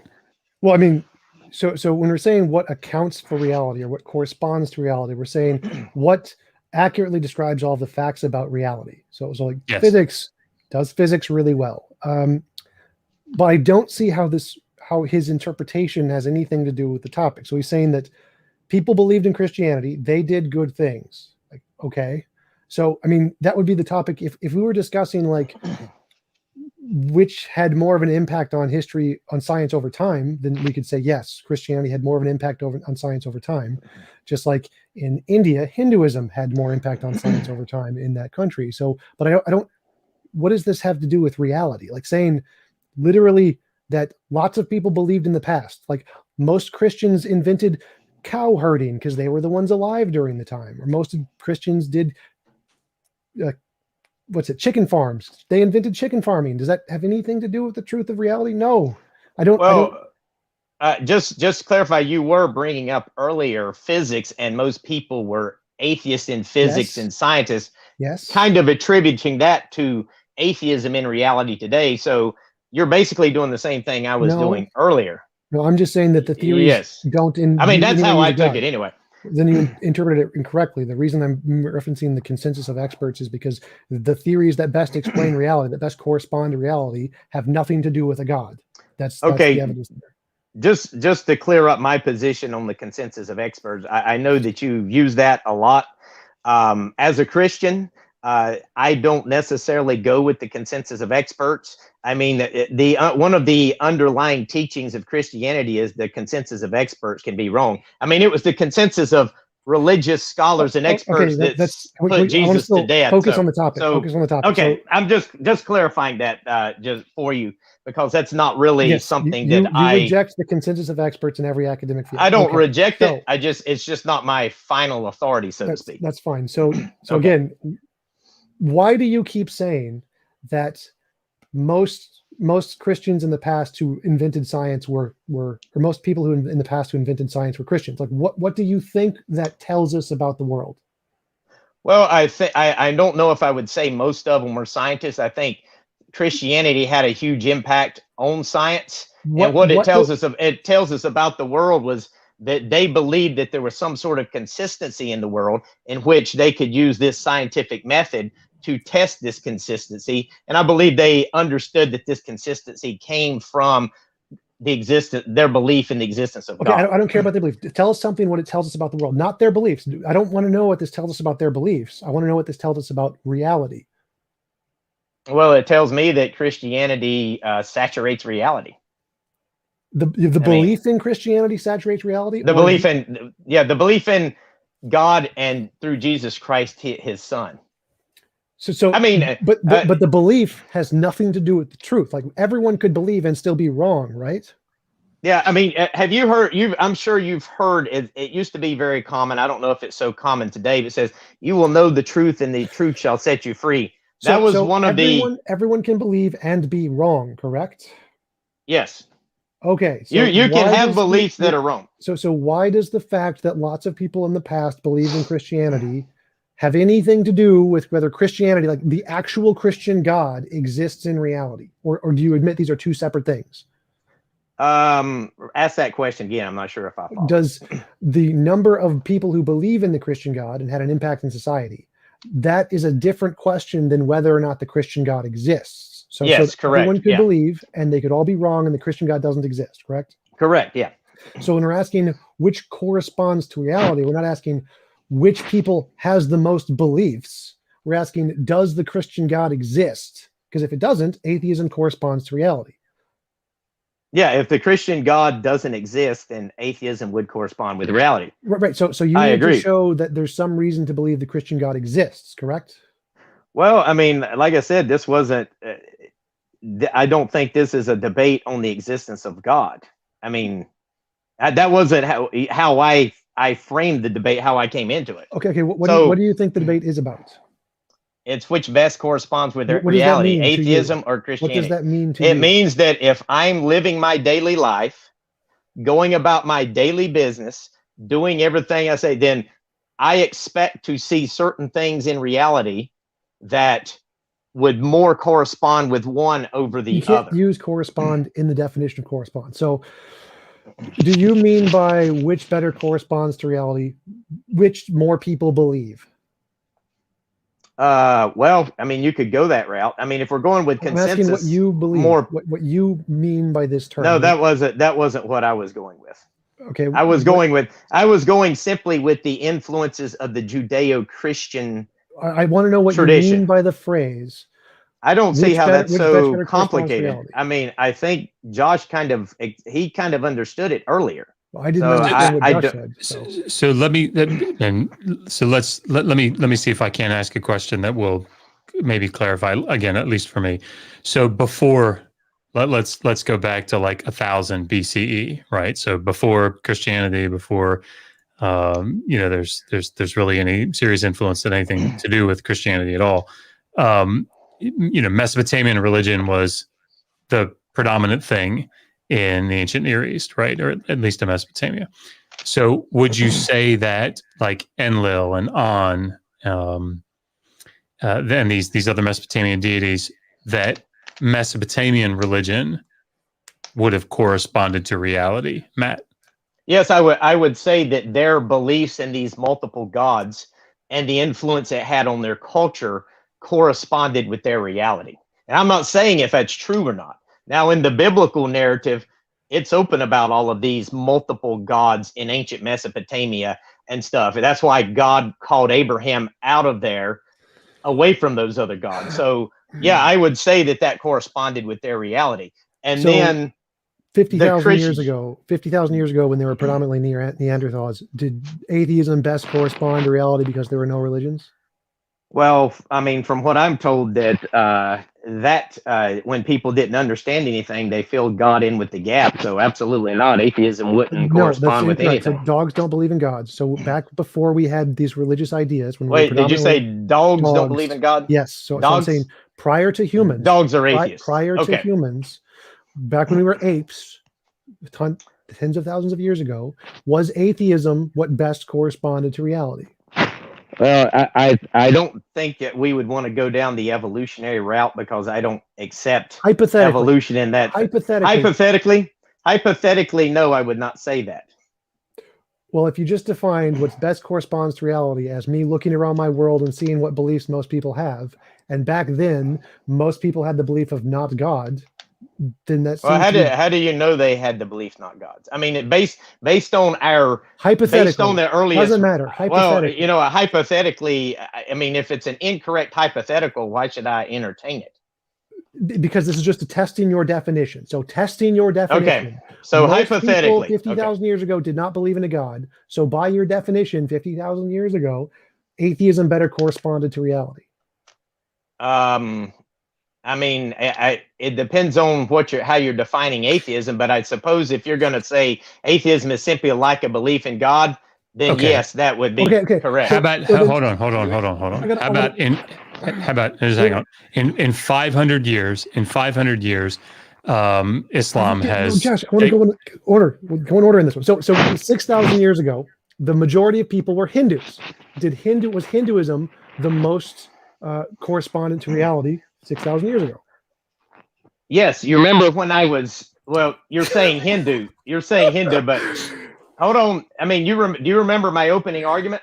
Nope. Yeah, I got like specifically mentioned. Three more questions. So, this isn't a question and answer, so it's a discussion. So I specifically mentioned theism, deism, and pantheism, which is kind of included in all of that. Which would correspond with their reality, what they were thinking, but it also corresponds with what Scripture says, that God has put eternity in man's heart so that man is without excuse. So not only does it correspond with their reality, it actually corresponds with what Scripture was saying as well. So in the end, that still doesn't hurt my argument. That actually supports my argument. But I think you've completely sabotaged your own argument here. So in hold on. If most people are atheists, does atheist most correspond to reality? Atheism. Well, you're asking me another hypothetical question. It's pretty simple. Thought experiments are how science is done. Okay, so based on that argument, the answer would be yes. So what most corresponds to reality? Wait. Main question here. So what corresponds to reality by your definition is what most people believe. Well, it's also the influence. I don't just go with what people believe. I don't know what kind of influence atheism. Now, I will say that atheism corresponded pretty well with the reality of communist Russia and the gulags and stuff. I think that you could argue that, but then they realized this isn't right, and they corrected that. So can I finish just one little thought right quick? Well, I was wanting. I'm fine. Yeah. Okay. Go ahead. But I'm going to steer this a different direction. But go ahead. Go ahead, man. Okay. What TJump actually said when he asked that question, I don't know his position here, but based on his argument, then I would be correct in the current situation in which more people were Christians. Christianity has influenced the world more. So at this current moment in the history we are, Christianity better conforms with reality than atheism. And that's all I had to say. Okay. So, I mean, I guess I'm looking at we can go either direction. Like, I'm fine, whatever direction you guys want to go, if whatever you agree on. I guess my understanding of reality was a little more broad than that. And it wasn't simply what people believe or what the majority of people experience, but, like, and that wasn't what I was arguing. Yeah. Yeah. It is what it seems like the argument is sort of gone into. So, I agree. So maybe if we could, Tom, maybe this would be a way to do this. State your position again, and maybe like your main proof about, or your main evidence for why you think atheism corresponds, and then maybe that'll set the tone a little bit, or the direction, and let's see if that works. Sure. So when I ask the question, does something correspond to reality? Correspond is when something is a sentence like the sky is blue, and that accurately describes reality. Not our reality, not our perceived reality, not the things in our subjective minds, but the objective reality independent of any human opinion. So if I want to know if something corresponds to reality, I want to know, does it exist if no humans ever existed? So like the sun would exist if no humans ever existed. It exists in reality. It corresponds to reality. If something is a subjective opinion of a person, it does not correspond to reality. It corresponds to their imagination. So my argument was that when we're discussing what corresponds to reality, independent of human imagination, we need some kind of method to differentiate imagination from reality, which is what we call evidence, which is science. And science, when we're talking about the things that exist independent of imagination, like all of those questions in physics I listed, are best explained by a non-God hypothesis, by atheistic hypotheses of what's ultimate and necessary and existing eternally. Those are all non-God things that answer those questions best. So all of the things that answer the real evidence independent of human imagination is non-God answers. Okay, we could go with that. I love your topic. I want to go with just your topic because I think it is glorious. Okay, so So you said what best corresponds with reality. And in the past, you had mentioned something about praying for a golden brick, and the golden brick showing up or something. So let's imagine you brought up the Hindu god earlier. I don't remember what the Hindu god for possessions is, but let's imagine you were a Hindu is trying to demonstrate that this Hindu god exists, and y'all come up with some sort of process, maybe a building that was secured with a camera, and you told this Hindu, hey, pray that a golden brick appears inside here, and the camera's watching it. So this Hindu prays, and this golden brick appears. How would you? What would you conclude there? That's a terrible method. I'd say you'd have to appear in like here in a novel testable space that's repeatable. Like I'd come up with an actual method. So yeah, if we had an actual method, like if I pray to God and a gold brick appears in front of me every time I pray to a god, that's good evidence of a god. Sure. Okay, so would you conclude? Let's say if that happened 20, 30 times, sure. Like a ultimate, or 5 over times and is over. good. 5 times, Okay. I believe in a god. So you would conclude at that point that this Hindu god of possessions exists? Well, I'd count it as evidence. So I definitely say that's evidence towards the conclusion that God exists. I don't know if that would be sufficient to prove it exists, but it's definitely evidence. But would you be using science to do that? Yes, that's the novel testable predictions. To say that this is evidence for God?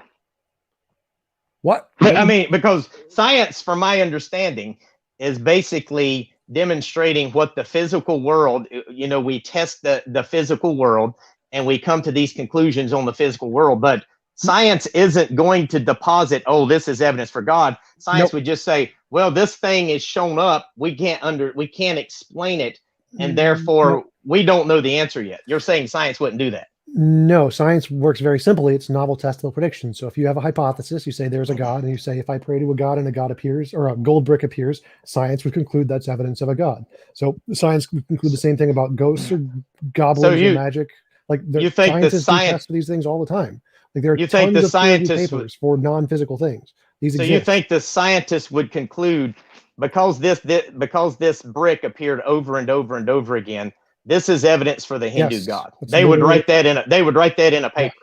Well, then they would be abandoning science at that point and going into theology or theism, wouldn't they? No, they wouldn't. That's still science. Science is just novel testable predictions. They don't care what it's for. So if you do novel testable predictions for ghosts, those are published in papers. For spirits, published in papers. Afterlife, published in papers. There are papers for parapsychology all the time. Science does not care what you say exists. They just want novel testable predictions to show it does. No one cares. No one in science says it has to be physical. No one cares. I would call that betraying science at that point. The science at best could say, we don't know. We know this happened. Whether this means this God exists or not, we don't know. And then once you conclude it was this God, then you've actually stepped outside the realm of science into the theology or something else, and you've abandoned science at that point. And that's my point. That's just misunderstanding. Well, that's how I understand science. Okay, I did not know that science would jump to a supernatural conclusion when when science is limited to the natural world. Science isn't limited at all. Like you're limited by your prediction. So you make the prediction. Science accepts whatever you can prove. Like no one cares. No one in science says it's impossible to conclude they're supernatural. They just said there's no evidence for it. We test for supernatural all the time. There are parapsychology journals where people do this and say there's a ghost. Here's a prediction. Let's try to confirm it. No one in science cares that no one says you can't support the supernatural. It's not a thing in science. It's just a misunderstanding by creationists. There's a Berkeley article I don't care. From UC Berkeley who says that science cannot demonstrate or conclude the supernatural. But you're saying they can't. I just told you. Well, this is Berkeley. I mean, UC Berkeley. That's an anecdote. I don't care what science all agrees with me what I just said here. Yes, make testable predictions. Literally, there are hundreds of published peer-reviewed parapsychology papers doing exactly this. So he's an idiot because there are literally papers that do exactly this, trying to show the supernatural. This is non-controversial. I think we'll have to just disagree on that because I never understood. I can give you the. Well, I can give you this site too that would say otherwise. I don't care about the site. There are literally scientific published papers. Okay, I mean, scientific published papers means nothing to me, as I said. I mean, peer-reviewed papers. I mean, that's not even.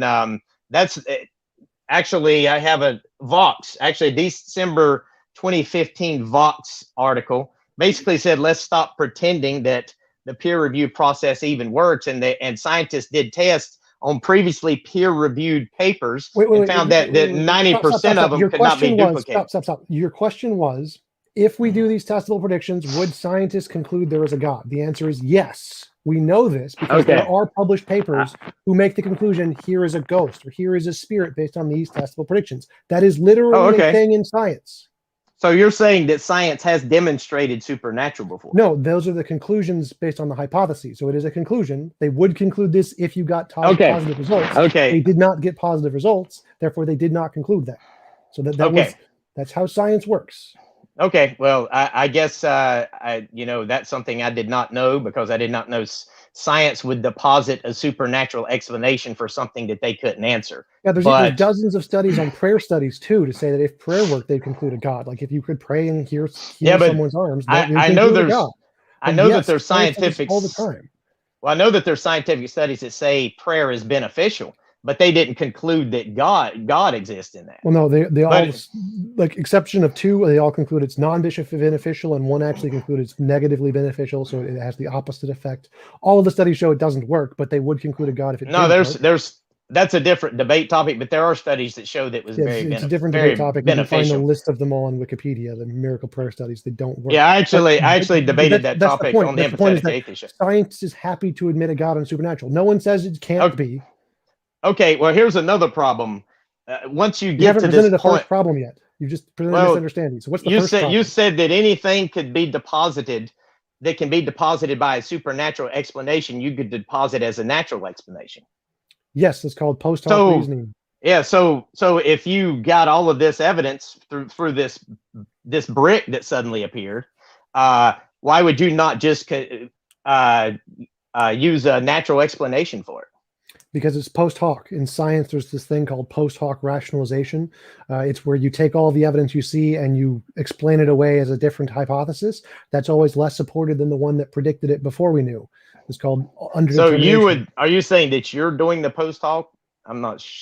So I don't understand. I'm not in sure. In science, first you say I have a theory, and then you make predictions. And then if you get the predictions right, that's evidence of your theory. That's good evidence.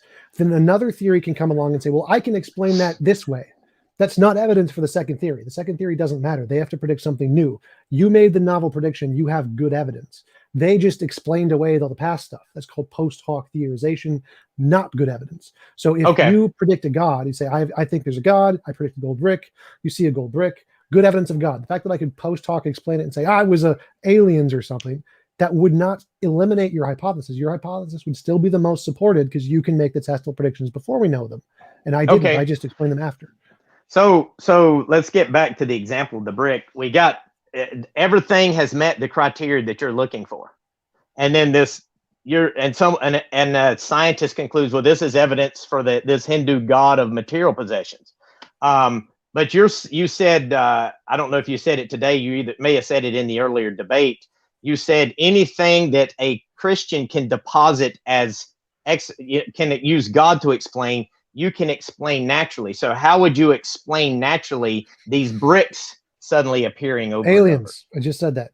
Aliens. Okay. Well, that's a natural explanation for you. Yes, aliens. Okay. Are physical beings. Okay. So I think how would you verify anything at that point? Well, I'd have to make novel. I mean, you would just say, okay, well, it's aliens. So then all of a sudden this Hindu would have to say, no, it's not aliens. It then have to come up with another. No, the Hindu still another test. The Hindu still wins. The Hindu still wins. So you would say, okay, the Hindu God exists at that point. Yes, there is more evidence for the Hindu God than for the aliens. But you just said novel predictions. I made post hoc predictions. So if I can explain the evidence after the fact, that is not evidence of my hypothesis. The fact that they were made predictions before we knew them, that is evidence for their hypothesis. So they have evidence, I don't. I can explain it. I can make up explanations to explain it naturally. That's not evidence. Evidence is novel, testable predictions. So why would you say you could just deposit any natural explanation for something then? That's called the problem of underdetermination in science. It's like literally the whole point is that post hoc explanations aren't evidence because anyone can make up an explanation of any evidence. So you're just saying hypothetically you could do that. Yeah. Okay. I understand now. I just thought it seemed like you were setting up a bar that no one could possibly meet. No, Which, it's just a problem in science called the problem of indetermination. It has nothing to do with the bar. which for me, if you already said earlier that even if you had the evidence that this God exists, that the Christian God exists, you would still not be a Christian. Yeah, because he's a mass murdering dictator. So I usurp. Oh him. yeah. So then at that point, I believe he consider- existed. So that's still evidence he exists. Even if you have evidence like the gold brick thing, I would believe there's evidence he exists, but I wouldn't worship him. I'd say we need to get rid of him because he's an evil moral monster who drowned millions of babies.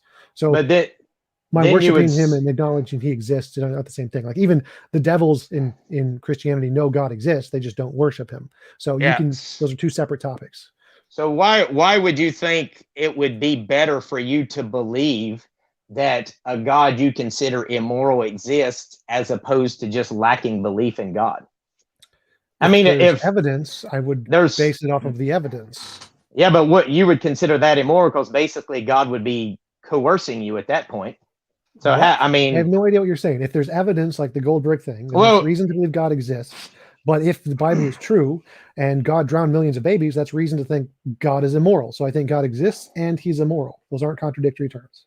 Yeah, I understand that. But if you're, according to scripture, if you had proof God exists, it says every knee will bow and every tongue confess. So basically at that point you would be coerced, and based on your model of morality, any imposition of will is immoral. So I'm not following anything you're saying. Okay. Well, we'll just move on. So I don't know. If I could, so it sounds like now that we've kind of come to this where we have this ability to make novel testable predictions, and we agree that on both sides that would account for reality, or would show that this is true in reality. Matt, are there things that you would say Christianity can make or has made novel testable predictions that you guys could talk about? You mean from a scientific perspective? No, I don't know that I could. I'm just like, you don't obviously have to use this one, but yeah, like here's how I approach it. If the teachings of Jesus Christ is accurate, there are certain things that I would expect to observe in reality based on what the Bible teaches that I think can be observed in reality, and that can kind of back up Scripture. Does that prove Scripture is true? I would, no. Obviously, it wouldn't prove it in the sense that someone could still deny it, but I think it supports the evidence that the Bible the Bible. Yeah, maybe we could talk about a couple of those. Well, I mean, I want to pick up on that. So what he just said was that if Christianity is true, there's certain things you expect about reality, which then lead towards Christianity. Like if it rained, I would expect to see the grass is wet. Oh, look, I see the grass is wet, therefore it rained. Do you know which fallacy that is? Yeah. Which one? Similar to that. Yeah. Okay. So like when I asked you just a few minutes ago, and I did this for a reason. I asked if God were true, would you become a Christian if you had the evidence, and you said no. Well, in Scripture, and you viewed God as immoral. What does this have to do with the topic? Well, in Scripture, it talks about those who reject God. Believing, viewing. Well, I'm saying that you can observe this in reality. Yeah, I think he's good. Go ahead, Matt. And the fact that you're actually verifying what Scripture would say as an atheist. I mean, an atheist says, or the Bible, it says, a fool says in his heart there is no God. It mentions that two times, Psalms 41 and Psalms 53. There's also another passage talking about those who reject God. And then there's passages like, what is the Almighty that we should pray to him? What benefit do we have praying to him? Kind of a mocking of God. And I see this in reality with atheists, their response to God, kind of almost an emotional make reaction. Fun of silly beliefs. That is definitely true, but that's true of all beliefs. Like if there's a silly belief, we make fun of it. That isn't evidence it's true because people make fun of it.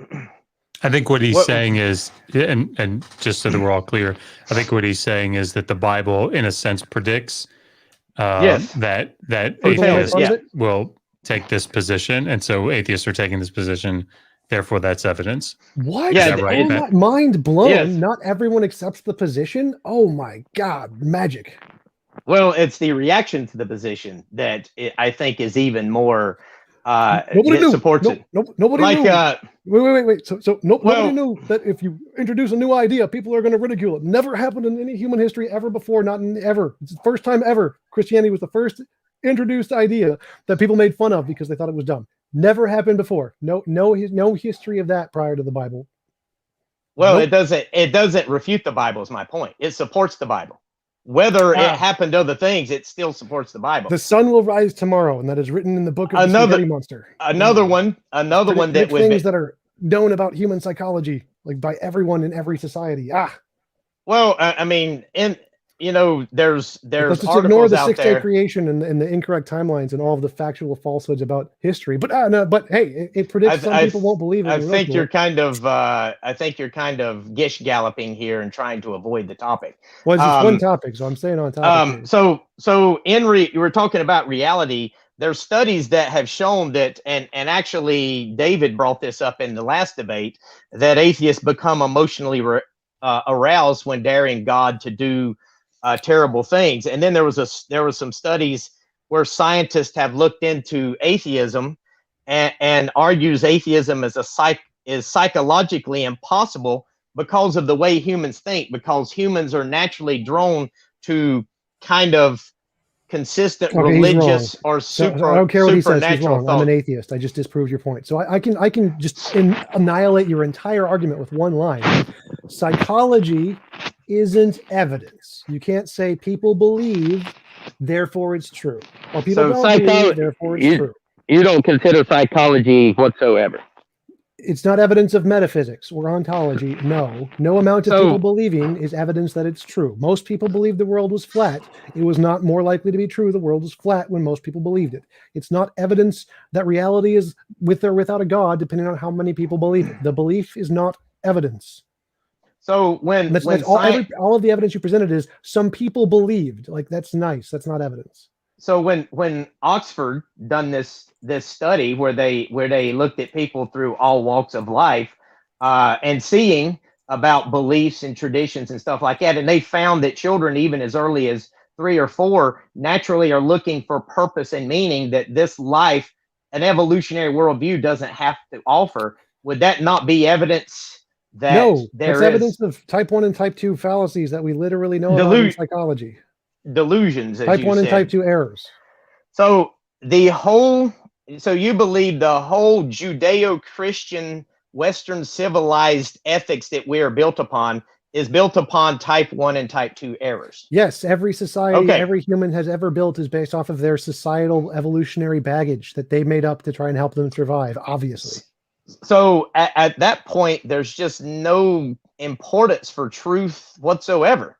I mean, if we can be successful, That doesn't make any sense. built- I have no but- idea what you're saying there. Like, I mean, the fact at that point, who cares what would be the purpose of trying to argue with a Christian as to the existence of God at that point? I mean, why would you bother even money, debating them? Reason, rationality, pursuit of knowledge. There's lots of reasons, but what does that have to do with the topic? Again, that's just an appeal to motive fallacy. You're just knocking the fallacies off one at a time. We should do some fallacy bingo here. But you're saying this is based off of type 1 and type 2 errors or delusions. I mean, what would be the purpose? Delusions can be beneficial. Like, for example, if I hear a rustle in the bushes, I agree. and I think it's a lion, and I run I away, agree. I survive. So there's a fallacy, a delusion, a bias that was beneficial to survival. So we adopted that in our society. There can be false beliefs that help us to survive, like Christianity. So why would you want to change that at that point? Change it. I never cared I wanted to change it. I'm just saying it's false. I don't care if I change it. Okay, so What does my motive have anything to do with the debate? What is your motive for debating Christians? What does my motive have to do with the debate? Why do you keep talking Well, I'm about just my psychology? curious. I'm just curious. I do it for money. This is my job. Oh, okay. Well, I mean, I guess if Obviously, you I get don't paid want for to it, then eliminate Christianity because they're my job. I get paid to debate them, so I don't want to eliminate Christianity. But my motive has nothing to do with the debate. You presented nothing in the entire debate. You said their psychology, their beliefs. Oh, goody. Well, Some people believe the world was flat. Does that mean it's true? No, the fact that people believe something is completely irrelevant. Like you need Okay, to understand psychology. People's beliefs isn't evidence those beliefs are true. Okay, so we've got 3 minutes here for the open conversation. Why don't you make an argument as to why atheism is true? I did. And convince me, or at least try to convince me. I did. All of the models that best explain reality have nothing to do with a God. All of the models that explain all of the questions in physics I listed, all the ones that give an accurate description of reality have nothing to do with a God. The ones that say that the universe, the multiverse, string theory, de Broglie pilot wave theory, nothing to do with a God. The ones that literally best explain all of the facts that we know about reality that are not imaginary do not include a God. Therefore, it's reasonable to conclude one of those is more likely to be true than any of the God models. I could read probably a month. Worth of physics, science, and all of this. And in the end, I would never conclude that atheism is true based on reading scientific journals. If you infer that doesn't make sense. Science, I wouldn't. So the fact that you are irrational, I don't care about your irrational beliefs. It is irrational to infer anything beyond the science. You are going to infer stuff beyond the science. You are irrational. The rational position is to say, here's the best science that describes reality. This is the best conclusion about reality. Yeah, but I would that wouldn't. I mean, what I'm saying is I can keep my theology completely out of it. Yes, you can add up nonsense to the science. And no, I wasn't. I'm talking about not adding up anything. I'm talking about just reading the scientific journals, what we have here. I can read all of this, and in the end, I'm not going to say, "Oh yeah, I lack belief in the existence of God." I don't care about your irrationality. So I can take all of science, read all of physics, and say I still believe in magical leprechauns on Alpha Centauri. That doesn't matter. Like I'm still being irrational if I believe there are magical leprechauns on Centauri when there's no evidence to conclude. The rational thing to do is to follow the evidence wherever it leads. I look at the scientific evidence. I conclude things based off of the scientific evidence. If you have a different conclusion that isn't indicated by the evidence, you're being irrational. You're making stuff up. And that leads you stuff up. That leads you to atheism. When you read science, that leads you to atheism. Yes. So science is you follow the evidence wherever it leads. Once the evidence stops, you stop. So if you infer anything beyond the science, you're making stuff up. So if you're only looking at the evidence of like physics, nowhere in physics is there evidence of a God. So if you add in a God, you're making stuff up. Well, I'm not talking about even going into physics saying I'm looking for evidence for God. I'm talking about just reading the laws of physics, reading about physics, reading about biology, reading all of this other stuff. I can read all of this and still not infer that atheism is true. So this is really simple.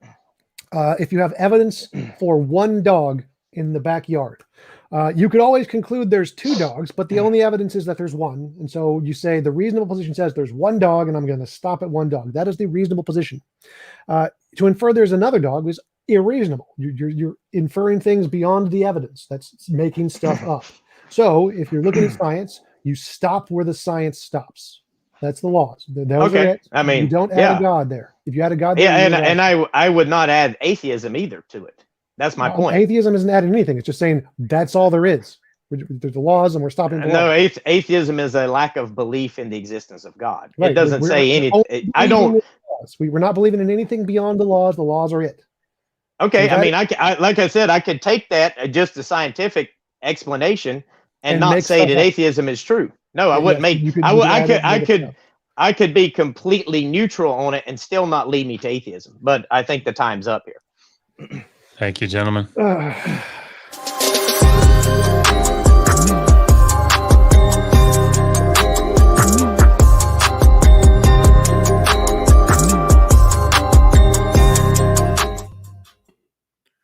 Habity hoo. What do you think, Eddie? What do you think? Hallelujah. You, my friend, have spoken the gospel. Hold on real quick. This is for the atheist troll. Real break, buddy. He's full of jokes. I got fake brick. I'm like, who fakes brick? Did you see Eddie like broke his fist when he did that? You see that? He's talking about fighting people. Oh, that hurts, man. I'm like, I'm all tender now. Jeez. Up there in old age. So I'll wait. I'll do what we normally do. I'll wait till the closing statements are done. But up to this point, Sweaty Eddie, what are your thoughts? How you feeling, man? I think that I'm gonna try to be kind. I'm gonna say there's nobody wins. It's bro. I don't know. I mean, given the back and forth, giving the like I said earlier, I don't think that. I think Matt took the affirmative, and sorry Matt, love you bro, but it's far from closing the deal. I couldn't even follow a lot of it. ADD, I couldn't follow a lot of it. And I think that's an advantage for Tom. Well, one, Tom's quick-witted, he's smart, and he's very experienced. So I think it made for frustrating, but an easier win for him. So yeah, before we go through the closing statements, first thing I want to say is everybody in the chat tonight. We a couple times we went over the 100 mark on a Saturday night when the YouTube sphere is it's alive and popping. So we appreciate you guys hanging out with us. And just a reminder that Q&A will be coming up here soon. Don't put your questions in yet because with the amount of chats that are going on right now, I will lose them. So hold them until we announce to put those in there. But thank you so much for hanging out with us tonight. It's going to be it's going to be an awesome ending. And one last time, March 20th, we have the tournament coming up for the Ultimate Debate Championship Tournament. Cash prize, a championship traveling championship belt. And come watch me win it, baby. Taking it all. It's going to be awesome. So the last part here is the closing statements, and this is when you get to put your you either put your exclamation point on this and drive your point home, or it's a swing and a miss. The finest dogma found in Arkansas, bro. That's imported from Little Rock. You get Eddie, we're talking about a debate, and you're still talking about that damn brick wall. I know. I'm sorry. What kind of co-host are you? Bro, you're coming back on my show, and I'm clowning on you. But let's get it back on here. So they will have 10 minutes, 10-minute closing statements, and then Eddie, you and I will announce a winner, loser, and then we'll get into the Q&A. So, ladies and gentlemen, let's do it.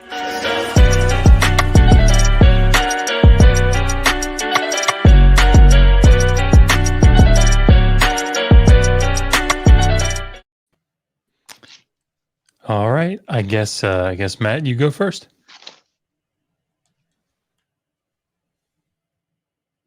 Muted again. Drop in and come back out. Come back in. My screen is locked up again.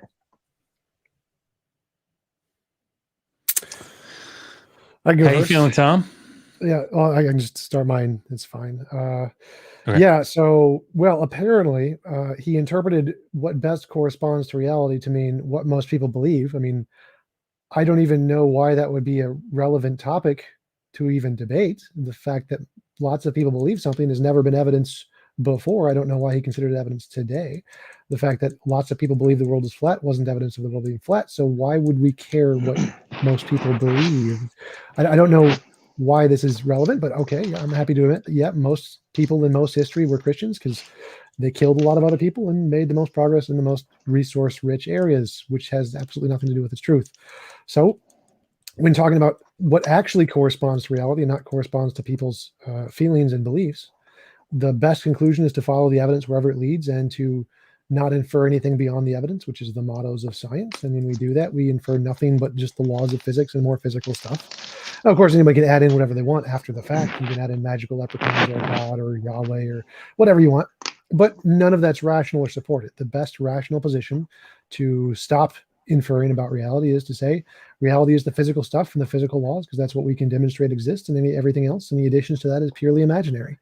So I think atheism is a better position by a significant margin, and I don't think that he presented any evidence at all other than just people's subjective beliefs. If that counts for something, I have no idea how it ever would, since it's literally like the top 10 fallacies are all saying that people's subjective beliefs are not evidence for various reasons. So I don't even know how that counts as evidence. Yeah, and I'll conclude there. Okay. Matt, while you were out, a gold brick appeared, which was really interesting. I just thought we'd point that out, but just kidding. I think you're muted.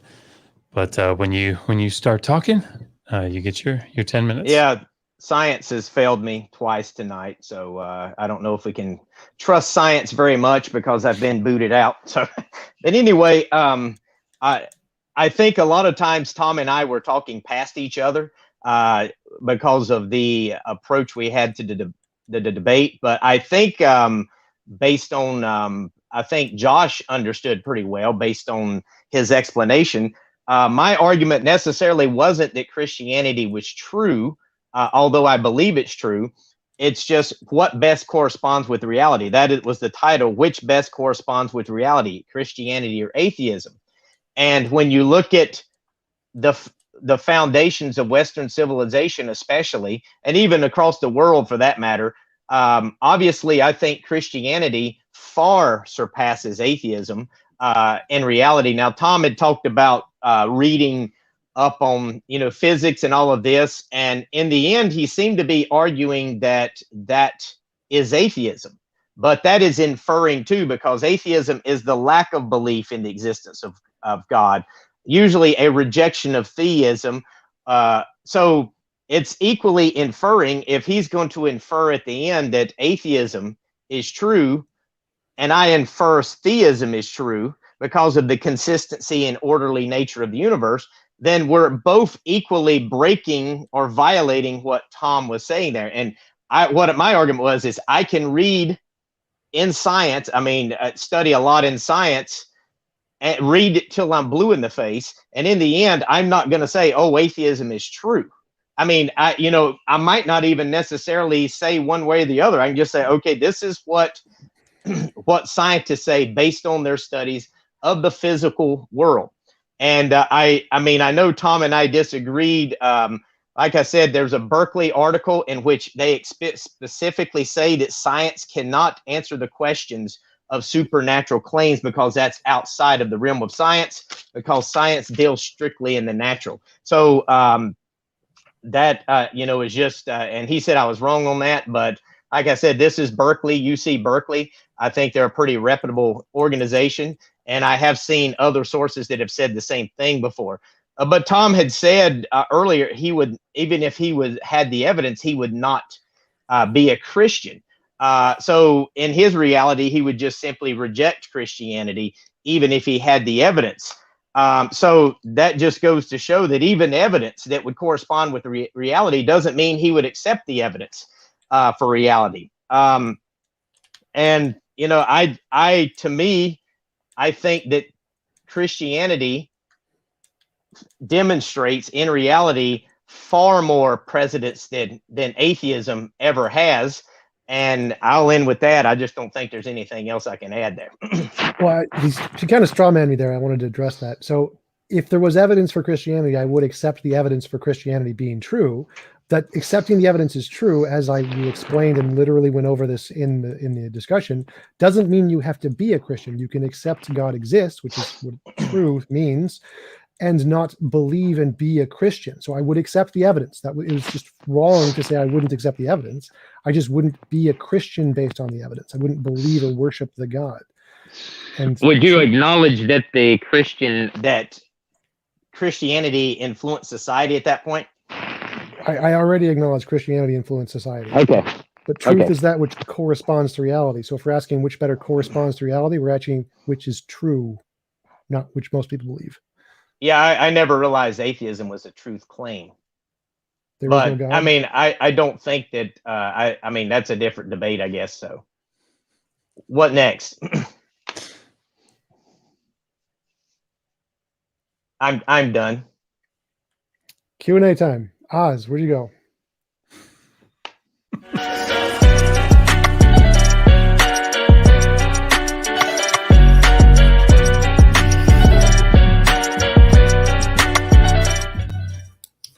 I like making them wait. I like that awkward pause where they all just kind of... Y'all chill. We're gonna come in here with the we're gonna be the pimps that walk in the room late. Yeah, they just kind of stare. Like, stop scaring me, man. Steve scares me. He's one of those quiet but deadly people. Oh, this one's even worse. Oh, Oh my gosh! Oh, did you see he put the little white thing on the axe? Come on! oh He had yeah. to sit around and think about that. Now, what kind of person does that? Oh man! Yeah, he what was that? He put the little scope on the sight on the top of the axe.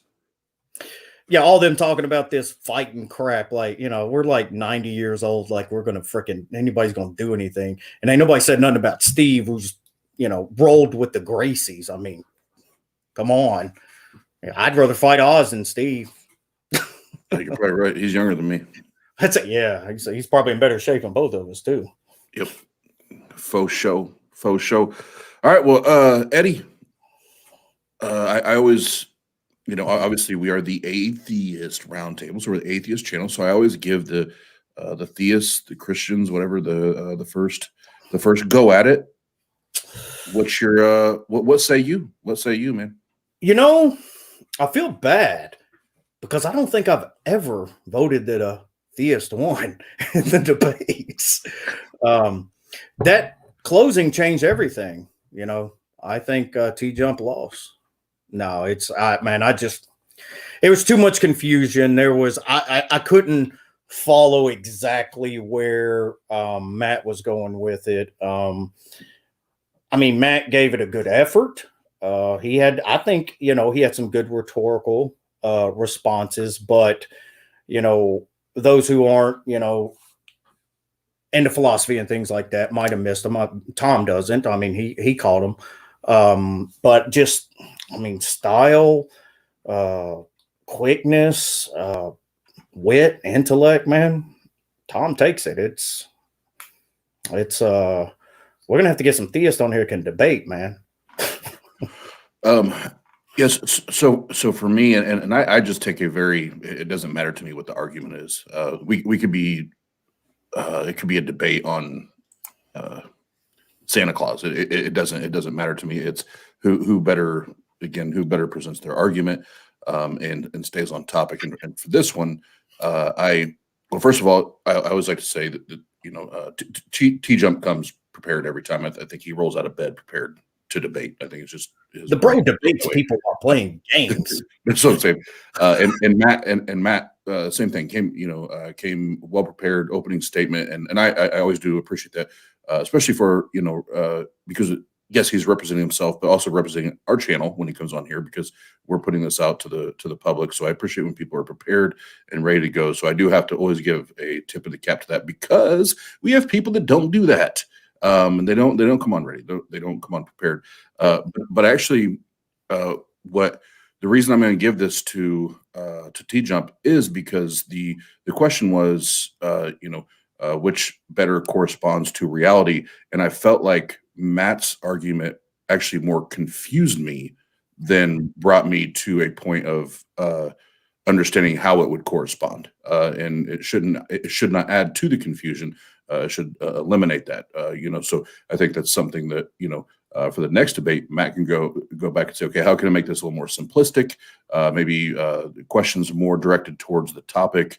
I don't know. That's going to come down to him and his style, but that's my takeaway on it. That's what I got out of it, and even watching the comments and everything from both sides. The theist and the atheist. It wasn't just just. My opinion, I feel like that was across the board, but so I'll say that, and then if anybody has any questions, make sure you tag me. So at Oz in the chat, and we can start asking some questions here in a second. But Eddie, I'm gonna give you one more chance to freestyle and dance for everybody while we wait for questions. So go ahead and give it to us.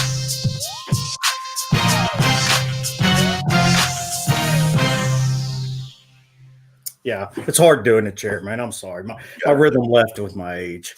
It just That's okay. That's okay. I'm getting ready to bring Tom on here. I know Tom will deliver. That's right. Yeah. Oh yeah. I got to see that. Real quick, I think this is very important to throw this out there. This is why defining terms is so important. Not just definitions, but what you're talking about being clear and concise, because I think there was a whole lot of talking past each other. And that can be, cleared up in the beginning of it. So, well, and credit to Dr. Josh, and he did have to bounce out. Yes, once we got done with the final round. Yeah, he's got to do some work, but I feel like he did a great job of trying to assist there. I don't feel like we ever got to home plate, and oh my God, why is my computer doing that? Stop it. Oh, I'm just glad that he moderated and not me. I might have said, Oz, take me out of the stream. Let him go at it. So so let's get the guys back up here, and we'll do whatever questions we get here in the chat. We'll ask, and then we'll rock and roll.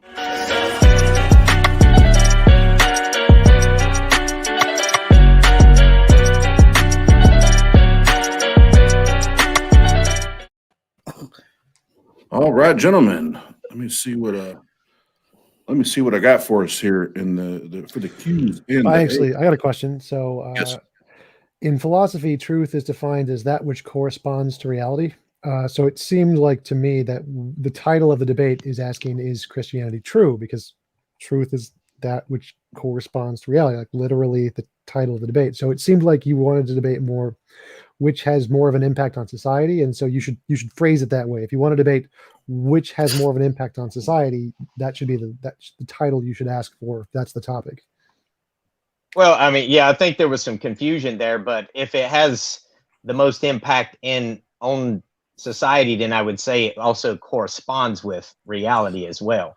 So that was kind of my take. Like I said earlier, if these people, whether it was true or not, they believed that Jesus Christ was the divine Son of God who rose from the dead, and they based their beliefs on that. And it transformed our reality as we know it today. So that was kind of the approach I took. Maybe that was a confusing approach, and maybe it wasn't your approach. It was just the title. So the title in philosophy, like, do you disagree with the definition? Truth is that which corresponds to reality. Is that a fair definition of truth?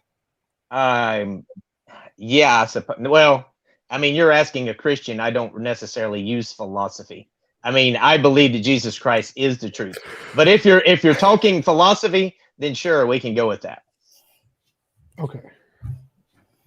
All right. So yeah, go ahead. We have a super chat from James is Tuckered. He's a little tuckered. He's a little tuckered. Tom, what's the best evidence that God does exist? Well, actually, I'd consider the best evidence to be the Hare Krishna evidence, the one by Siddharth.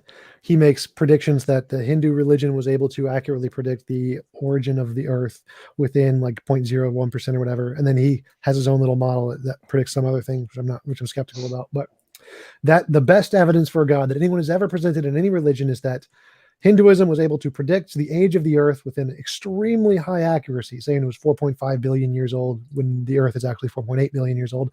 That's the absolute best evidence that anyone has ever presented for a God. It's pretty terrible, but it qualifies as evidence. So. All right. And while I'm scrolling, I'll read it and then I'll pull it up if I can find out while I'm scrolling. Another one from James is Tired. Question for TJump. How is a lack of belief in a position? Hold on, let me reread that. How is a lack of belief a positive position to speak to any position? It's a lack of position, correct? Well, I said I'm happy to take both definitions of atheism here, so I'm happy to take the strong one. If there's no evidence for a God, the reasonable position is to include there is no God. Like if there's no evidence for unicorns or Santa, it's reasonable to conclude there is no unicorns or Santa. If all of the best models that accurately describe reality include just physics, you should stop at physics and say, that's it. It's just physics, or infer more physics, not infer God. So the most reasonable position given atheism or given science is continue the same pattern of more materialism forever. No God. To conclude there is no God. It's just more material stuff. That's the most reasonable position. So there is no God. The atheism. I was taking the hard atheism one for this debate. Okay. Fair enough. And then here we go. Super chat. Thank you very much, Atheist Cats. $5. Question for Matt. Would your argument have been more successful if you focused on the TJump argument here instead of past debates?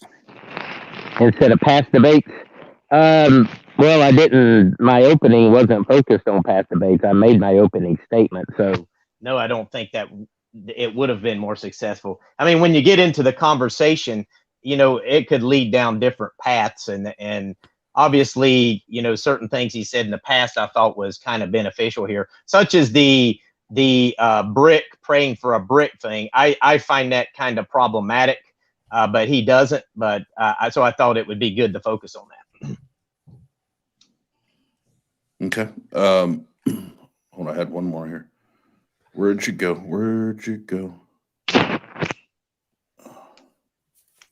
Hey, Matt, every time you turn your head, your mic brushes up against your shirt and we hear like static, just so you know. Oh, Tom, does your ability to debate and crush every opponent come from your chair? Yes. All right. And question, TJump, have you heard of supreme naturalism? If you have, Nope. What are your thoughts on it? Nope. Never heard of it. Okay. I'm not going to read that one. Hey, I need some entertainment. Come on, baby. Read it. Question for Eddie. What's it like always having to try to bite at Oz's ankles? Ooh, no, you didn't. Yeah, that's for you, buddy. Yeah. And then we'll do this last one here. For my buddy Jim, TJump, is your chair God, or is it as close to God as we will ever get?